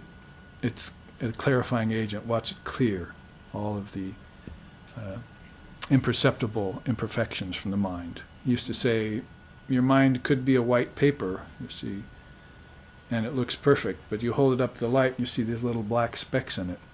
So the mind has these little hidden anomalies or problems in it, and Jnana Yoga is the way to remove those. Even sometimes without our knowing it, they get dispelled. It happens when you attend Dharma classes. A lot of things, age-old doubts get dispelled. The song about Sri Ramakrishna that sings that. Oh, you are the one that came and dispelled so many age-old doubts. So that's the beauty of this wisdom. From wisdom, one gets contentment, tripti. And from that one comes peace or shanti. That's what Sri Sharda is talking about. You need this peace of mind first and foremost. From peace one gets equanimity, or samatva is a good word in Sanskrit for that. Apeksha is another word for that. You get this equanimity of mind. So you'll find that the path of bhakti, the path of tears, not tears of sorrow, but tears of joy, I had them in my early days. Lex and I Lex Hixon, our founder, used to talk about that tendency towards having your first vision, inward vision, and wanting to cry about it. You see, having these tears come uncontrollably. Sri Ramakrishna had that too.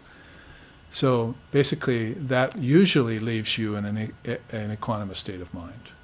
It's not like tears that leave you all restless and excited.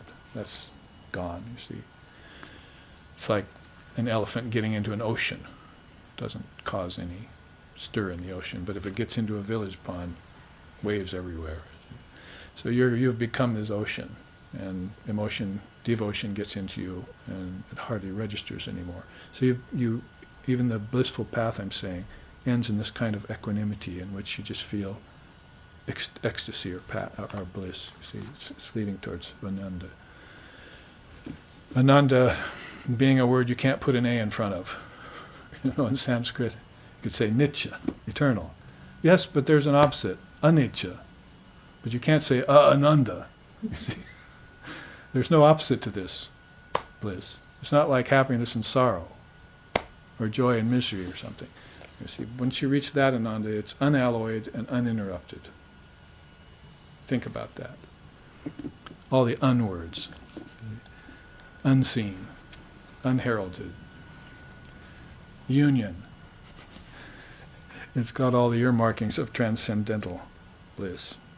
So, quote there, if a man but tastes the bliss of God, he runs after it thereafter. It makes little matter to him whether the world remains or disappears. And from that standpoint, then my teacher would say that renunciation is not condemnation, it's deification. You don't have to give up the world if you just follow this path. It goes away by itself. In fact, it's not even your concern that it goes or stays. You're just in bliss, that's all. There's no world in God.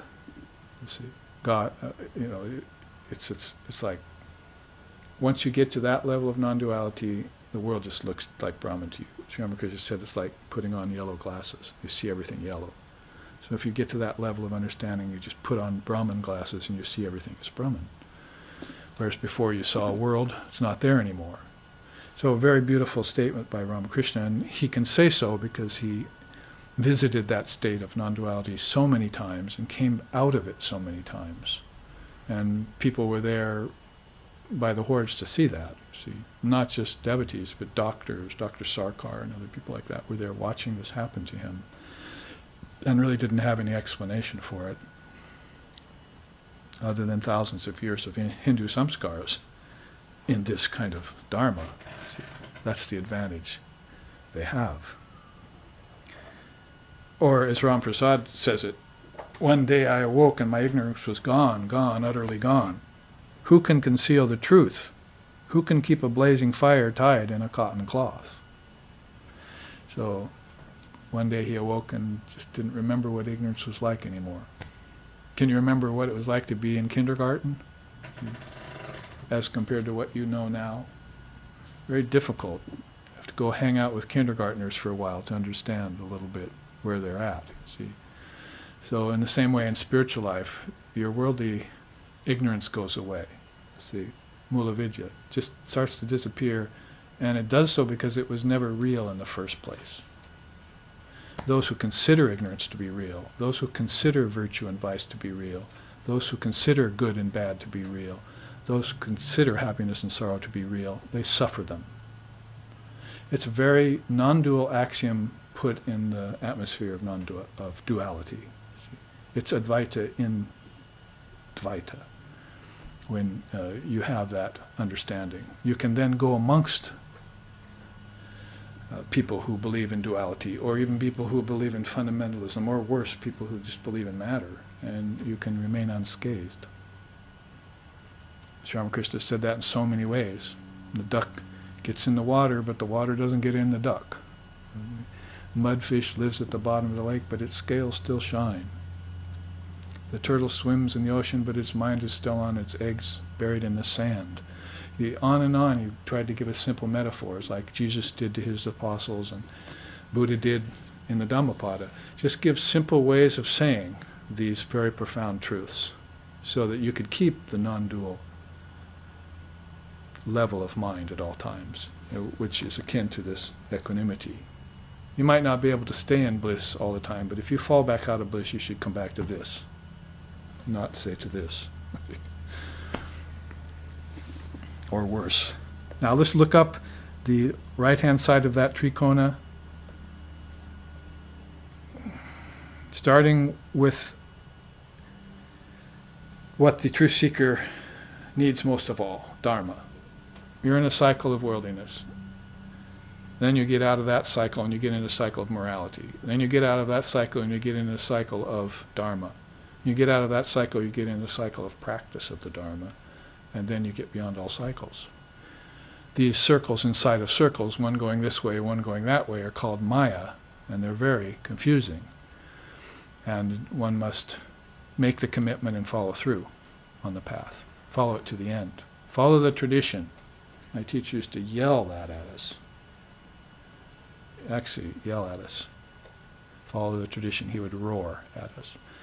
When he saw us drifting away as Westerners into this and that preoccupation or this and that distraction, running after this or that teacher, or bouncing from this and that religion, follow the tradition, select one, dig one deep well, find water, and be free.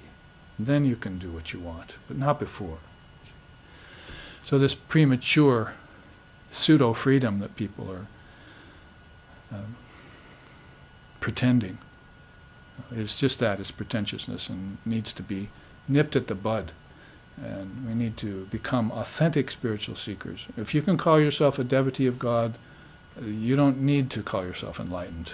That's enough for you. If you can call yourself a sincere aspirant, that's enough for you. The emphasis being on the word sincere, because that was the one thing Sri Ramakrishna would not tolerate. You could be a drunkard, could be a gambler, it could be anything and come to him, he'd forgive you, but he wouldn't forgive insincerity. That's the one thing a person needs to make progress, is sincerity. They can be the worst sinner, as it were, but if they have sincerity, then they will work their way out of that, as a matter of course. So alongside this Dharma, which is so important to begin the spiritual path with, remember, I'm not proposing that the Bhakti doesn't start with Dharma either. It's just that the path will look a little different. Maybe this person might be a little bit excited about Dharma, like Lex was, you see. So the quote next to this is, "Whenever I contemplate the teachings of the Dharma, I cannot help but share it with others." Milarepa said that. It's a great Tibetan Buddhist monk, renunciate. When he met you, he'd sing songs at you. He wouldn't talk to you. He'd look at you and sing you a song of what he saw. And some of it was kind of insulting. Depends on, if you were a person of bad character and you came up to him, he'd sing a song about you and you wouldn't like it. But he just sang what he saw. So it was a very interesting study in himself. So he was very much in love with the Dharma. He just loved to share it with others. It excited him in a spiritual way. So, in fact, another story about Lex and excitement is when he was on his deathbed, as it were, passing away, his wife came in and said, "What do you think about all day here?" You know, she'd come in and out, talk with him, serve him food and so forth. He said, "Well, I think about food. This is his last words, so to speak. And then I think about how to share this Dharma with others." So his mind was given to the Dharma, and that he wanted us, as Westerners particularly, to understand it, to imbibe it, and to take it in and implement it into our lives. Not enough just to hear it, manana, but that is shruti, but you have to manana, roll it over in your mind. Like I said, you could take notes on my classes. 3 months later I come and you have to dust your notes off and bring it to class again. You haven't looked at your notes once. Better for you just to sit and look at me and hear what I'm saying. Do you hear the words that are coming out of my mouth? And just take them in as a transmission, because I'm not a lecturer, I'm not a professor, I'm a spiritual receptor, and I'm transmitting the Dharma as a vibration to you from what my teachers gave to me and from what I've realized, plus the knowledge of the scriptures of the seers. So that's Shruti, scriptures, Manana, rolling it over in your mind, and Nididhyasana, turning it into spiritual experience. That's the other Trikona that is part of the Dharmic teachings. So Milarepa has it spot on. Now, holy company is next, or sometimes we call it satsanga. That's a part of Lord Vashishta, whose beautiful quote this was. Did we finish it, actually? I didn't even finish it. From peace a fuller, nobler knowledge will dawn, to be tempered further still by the apt instructions proceeding from an illumined preceptor, in conjunction with the revealed scriptures. Then, through sententious striving, you shall come upon, in a state of spiritual exaltation, the truth which you are seeking, and which puts to death even the most delicate and diaphanous tendrils of ignorance. So, sort of a Vashishta's way of describing both these paths, and leading you to bliss and transcendence. So, Holy Company will be a huge part of that. You'll learn what to do and what not to do in Holy Company. You'll learn what to accent and what not to accent. You'll be able to separate the wheat from the chaff, and so forth and so on, if you spend time with Holy Company. Scriptural study will be enjoined upon you soon, Svadhyaya particularly, that is, if you can sit and run 30 or 40 or 50 slokas through your head, then you've got Svadhyaya well underway. See? Because you're not having to run back to your notes or to books anymore. You just sit, run them through your head, and they immediately inspire you. They immediately take you away from brooding, from matters of the world, and they posit you smack dab right into the Dharma. See? And then all you need to do is contemplate them. Like a great explosion comes out of a physical atom, a great implosion comes out of an intelligent atom. That's the Jnana Matra, a particle of wisdom inside of you. You contemplate that, you penetrate it, you explode it, and it's an implosion. And the implosion does a great service and a great benefit to mankind. The explosion often does the opposite. It's violent. So we need to get at these atoms in the sun of knowledge. It's a Sufi saying. See, you need to get at these atoms in the sun of knowledge and penetrate them, pierce them, open them up. And you know what comes when you open up an atom of knowledge? Bliss. That's why they're so blissful. You think, oh, they're seeing God or they're having visions. Really, it's because all wisdom is in them and they've accessed it. And there's an infinite amount of it. And all you need to do is just consider it. So their life in the current of time has ended. And their spiritual life has begun. Swami Brahmananda, Rakal in the Gospel, used to say, Nirvikalpa is just the beginning of spiritual life. When you finally have that non-dual experience, that's the beginning of things. In other words, that's when things really get good and exciting, on the highest level. So he's encouraging you onwards to have those higher and higher experiences So one way of putting it is that you hear the teachings from holy company, Dharma and holy company, you memorize them, you contemplate them, and then you get this implosion happening. You live on those particles. Those particles of food then become secondary, and particles of wisdom become primary.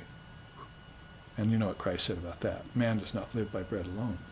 So you don't end up living on food like worldly people. You end up living on wisdom. And food come what may. Buddha did that for 40, 50 days under the Bodhi tree, and people brought him food. He wasn't thinking about food. He was living on this inner wisdom that was revealing itself to him as he sat there in rapt introspection.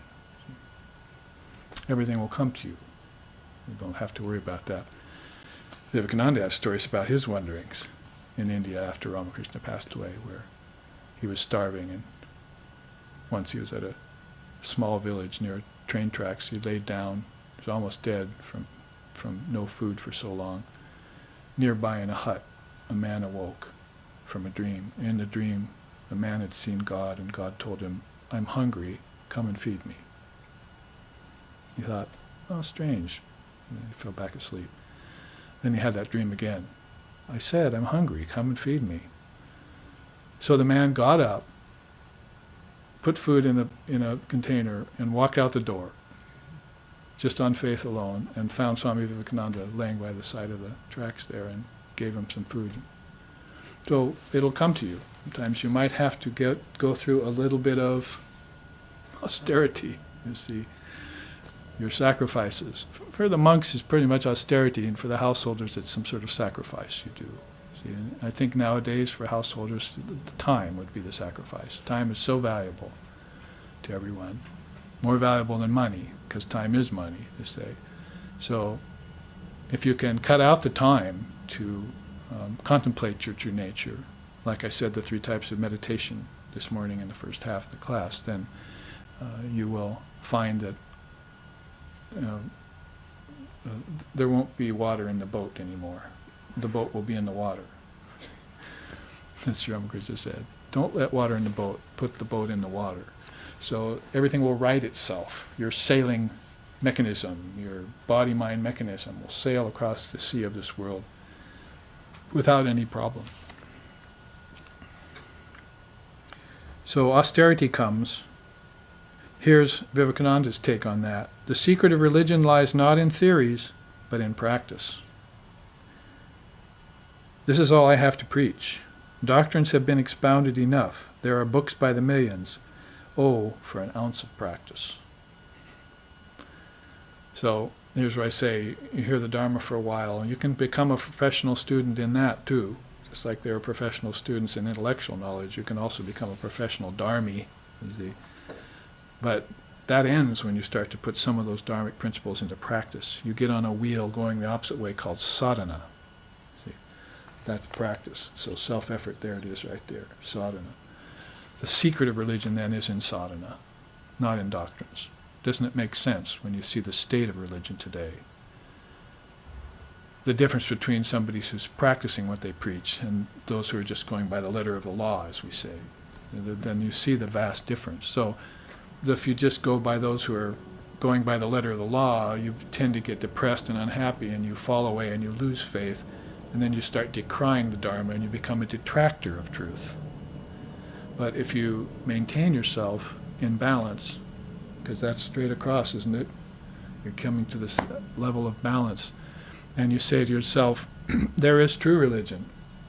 Like Vivekananda used to say, I teach religion with a capital R. That's what I want to bring back. So that means not just the letter of the law, but the practice of the Dharma and epitomizing the Dharma, becoming an exemplar of the Dharma. Practitioner first, then you end up being an exemplar of the Dharma, and it happens without even you knowing it sometimes. Sri Ramakrishna said, I don't know anything about anything. Mother just sits in my throat and talks. See? Saraswati sits here, he said. This 5th chakra, right? 6th chakra. Or 5th, that's right, 5th, 6th, 7th. You don't really call this a chakra, though. But anyway, Saraswati sits in the throat and just pushes out wisdom all the time. I don't know anything. So it happens to you without you even knowing it. You become an exemplar of these teachings.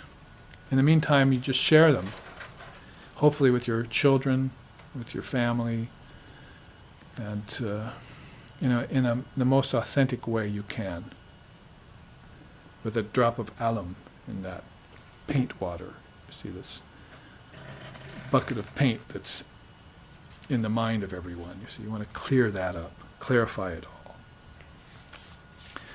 Lex used to tell that to me every year. He'd say, we want intensity, and we want clarification, and we want intensity, in that order. So you don't intensify an impure mind.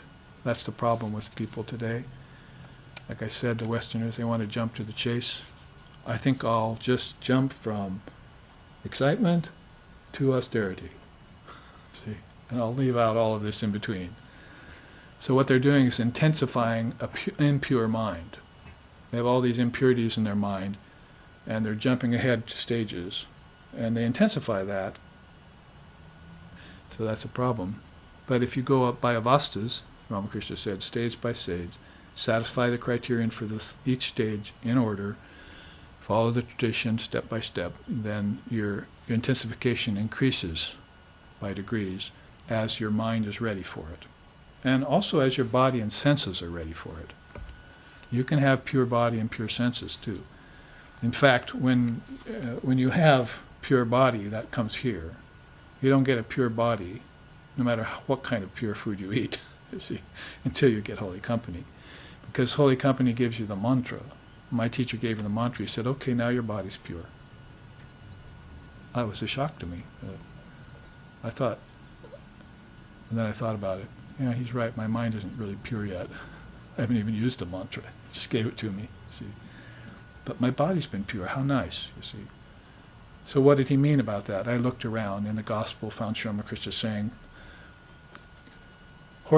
cows drive horses away from the herd. I saw that on my way here 3 days ago in Hawaii. I was driving toward the airport, a bunch of cows, and the horse was being pushed away. Right out in the field there in Waimea, just before Waimea. Horses all alone, you see. So what he means is the holy company pushes away the worldly. Their bodies aren't pure yet. They haven't devoted themselves. They haven't committed themselves. They haven't got a mantra. They're not practicing. How can they be pure? So, isn't it the case opposite? You think it's unfair? Don't the worldly people push you away? To Christ get alienated by society? Not only by the Romans, but by the Jews. His own family got alienated. So, and Vivekananda too, when he came, got alienated. Not only by the Americans, but by his own people for giving the teachings to the Americans. They tried to poison him in the papers. Once they even tried to poison him physically. So you'll find all sorts of problems there to deal with. So anyway, that's the Kulyani of the great soul. That's the gymnasium of the world, you see, for the great soul. But for you, the simple, loving, humble devotee, or the seeker of truth, you're going to want to purify body, senses, and mind. You start out with purification of location, then purification of act, then purification of energy, food, and then purification of mind. You go by stages like that. And you will find that this also happens naturally by matter of course as you do. And when you come to that beautiful principle called tapas, you'll be ready for it. You'll be ready to intensify a nearly pure mind. That is, those things which are in your mind which aren't yet clear to you will then be done away with by these austerities. Austerity is the one thing that you'll have to level at something that you can't figure out.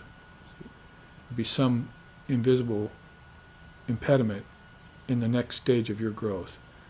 And if you do austerity, that'll go away. And you'll find out that nothing else will get rid of that. In fact, you'll find out alabdhabhumikatva and anavastitattvani are there. There's a tendency to try and make progress, but just fall 2 steps back. Take 1 step forward, fall 2 steps back, because of that hidden impediment that you're running up against every time is keeping you from moving forward. It's a mental grunty, it's a knot in your mind, along a nadi, a nerve that's running through your mind. We're not talking about gross nerves, we're talking about subtle nerves by the thousands that run through your subtle body, that run through your causal body. They're being blocked. That's why we don't see God, just to put it bluntly. We're not seeing Brahman everywhere like the avatar or the saint or the seer or the rishi is, because we have these blocks in our minds, not in our brains. I mean, that would be, I can't learn my arithmetic, you see. That's a block in the brain. But block in the mind has to do with these kingdoms of heaven within, why your dream state isn't making sense to you, why your deep sleep state isn't revealing to you your formless nature. Those kinds of things are called nadis that are being blocked by granthis in your subtle and causal body. And if you open those up, you get a seer. Then you see how marvelous they are, see, and why they're that way, why they're open and free, like a Vivekananda. That's who you're seeing when you see a Vivekananda, somebody who's opened all the pathways interiorly. So sadhana will be a very important step along with tapas. Those two are a 1-2 punch for ignorance. You'll put death in its own grave with those two. Now, attainment comes finally. Sampadhyate, I think, is the word used here. Sampadhyate. You get some actual attainment under your belt. You feel like you've made progress. It's no more 1 step forward and 2 steps back anymore. You're actually taking and making and feeling yourself make these huge leaps and bounds towards transcendence. So that would be a preliminary.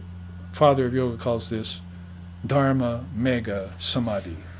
It's a samadhi where all the virtues in you come out of hiding. It's a good way of putting it, because virtues aren't something that you need to develop. They're something that you've already developed in past lifetimes, but you're not deferring to them in this lifetime. That's the way with all wisdom. You're not bringing it forward. You're not paying it current, you see. When you came into this lifetime, some of those nadis or those blocks in your subconscious body, your subtle body and so forth, weren't cleared away. You didn't use austerity and intensity to bring them forward. So now when you come into this body, you have to recall them, and you have to contemplate them. Isn't that what you're doing right now? I'm reminding myself of my own wisdom. That's what you're doing right now. I'm certainly not teaching you anything new, you see. This is, I'll read the last sloka, this is the ancient knowledge. It means the eternal knowledge, it's in you. So just need someone to come along and remind you. And then you can open up those avenues. Knock and it shall be open, Jesus said. And then when you open them up, you remember.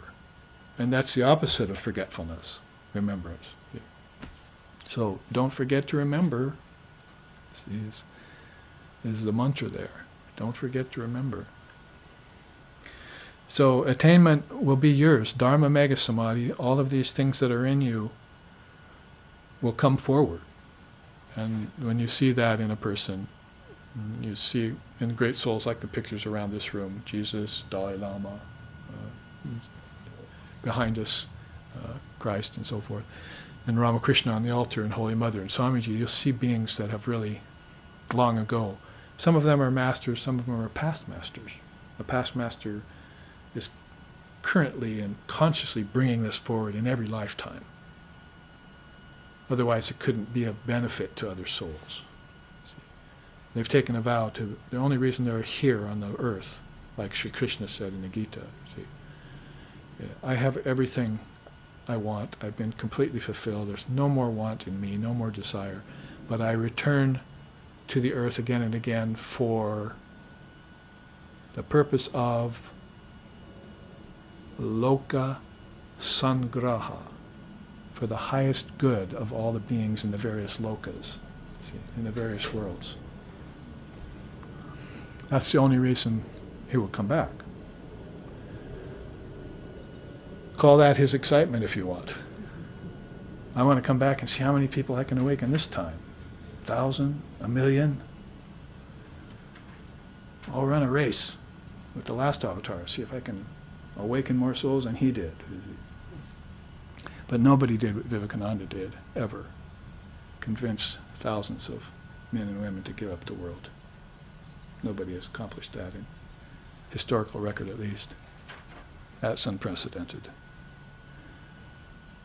I know because I've tried to work with 50 or 100 Westerners to try and get even one of them to give up the world. Monks shouldn't be that hard to have them give up the world. Householders, that's going to be a task, you see. So it's a different kulyana, or different row to hoe in the West, because they're so attached to the world in many ways. But if you get that desire for freedom, that wind of grace starts blowing in you, that yearning for divine things, then pretty soon you're saying, I'm through here. See, I'm through with this hypocrisy. I'm through with fair faces and false hearts. Through with Maya. And now I'm going to follow through with Dharma Mega Samadhi. I want to find all the virtues inside. So you're probably going to find them first in a holy person, see, or in your Ishtam, and you'll meditate on that, and then you'll find that I and my Father are one. Oh, I see. You see. Christ is just the same as the rest of us. He was a human, he suffered death, and so forth. He ate food. He was Jesus, am I? He was Buddha, am I? He was Krishna, am I? As our founder Lex Hixon used to say. So there is no difference in the soul. We've already said that. The Atman is one and the same. Unalloyed and uninterrupted bliss is its nature. And that's beyond gender and beyond embodiment and beyond time and space. That's us. That is the self. That is the Atman. And that final quote next to this kind of discipline that ends in transcendence is from Sri Sharda Devi. She says, at the time of creation, people had wisdom from their very birth. Consequently, they at once realized the unreal nature of the world. They renounced it and practiced austerity. They were liberated in no time. This should be the case with everyone here. The minute you see the unreality of the world, you should renounce it and get free. They describe that as a woman with a baby in a house on fire. Is she going to take her time getting out? Or go to the phone, fire department, can you come and rescue me? She's got precious cargo. She'll kick a wall down.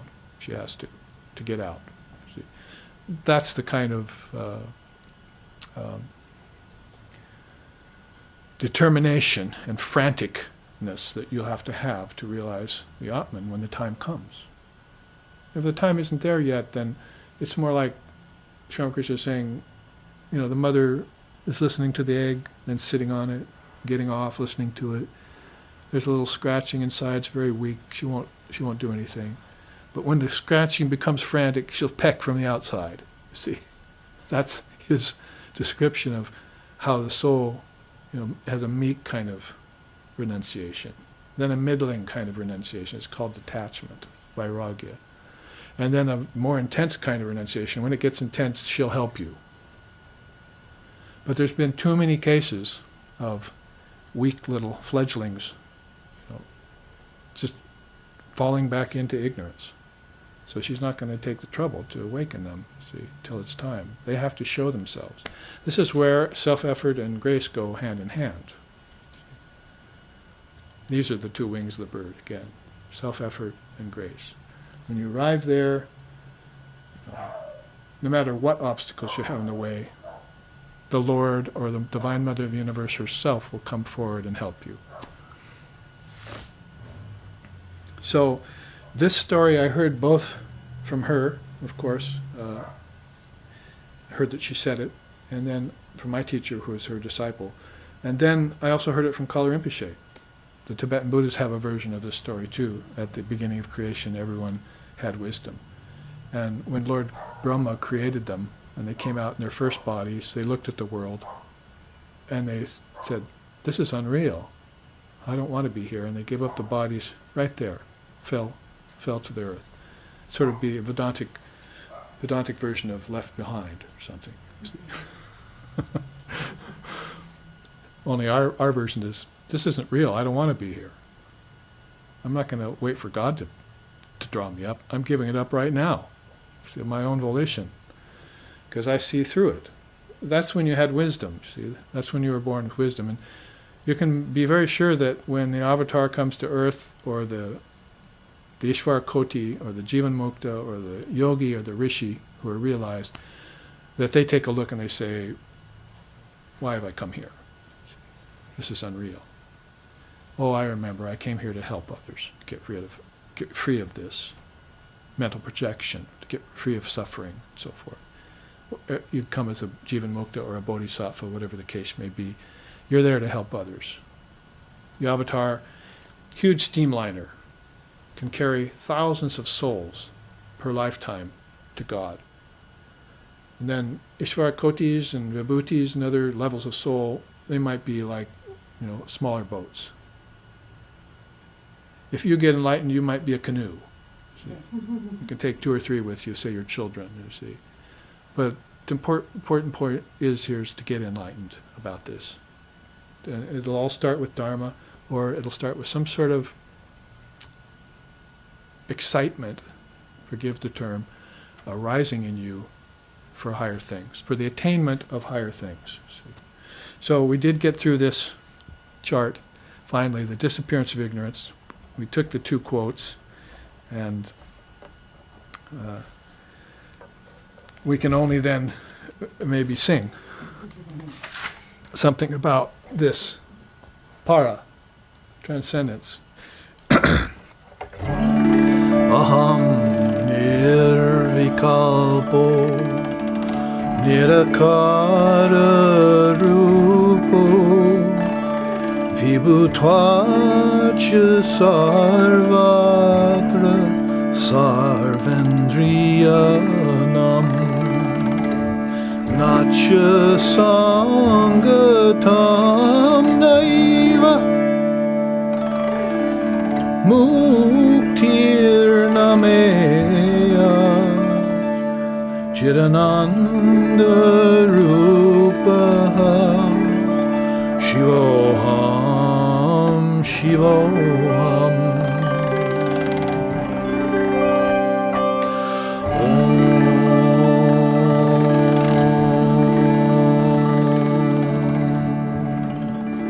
I have no form. I have no fancy. The all-pervading am I. Everywhere I exist, yet I am beyond the senses. Neither salvation am I, nor anything that can be known. I am pure consciousness and pure bliss. I am Shiva. I am Shiva.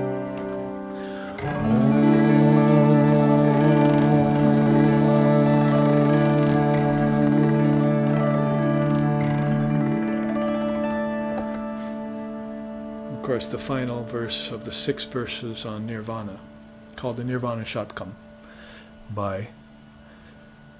translated by Swami Vivekananda, composed by Adi Shankaracharya, the great Advaitin. So, timing-wise, then, we have reached probably a late enough time to where we shouldn't probably plunge into other charts, but we will take those up tomorrow, same time, same station, as they say, for our live streaming audience. And I know there's quite a few people. Today's Valentine's Day, so we send divine love to everyone. Be our spiritual Valentine, please, and SRV. But tomorrow, I hear a lot more people are attending, so we will move on towards that and have Sri Ramakrishna's birthday puja tonight at 6, is it? 7 in San Francisco. So his actual birthday is Tuesday, solar birthday, I think, and his lunar birthday would be next Friday. We'll be worshiping that in Portland, Oregon, at the SRV Sangha there. But you may come tonight and sing the Chalisa with us, Ramakrishna Chalisa, and offer flowers to the Master, and therefore wish him the happiness of birthless, deathless days, as we say. A very merry unbirthday to him, who is the leader of all souls. So there we will end with the chant.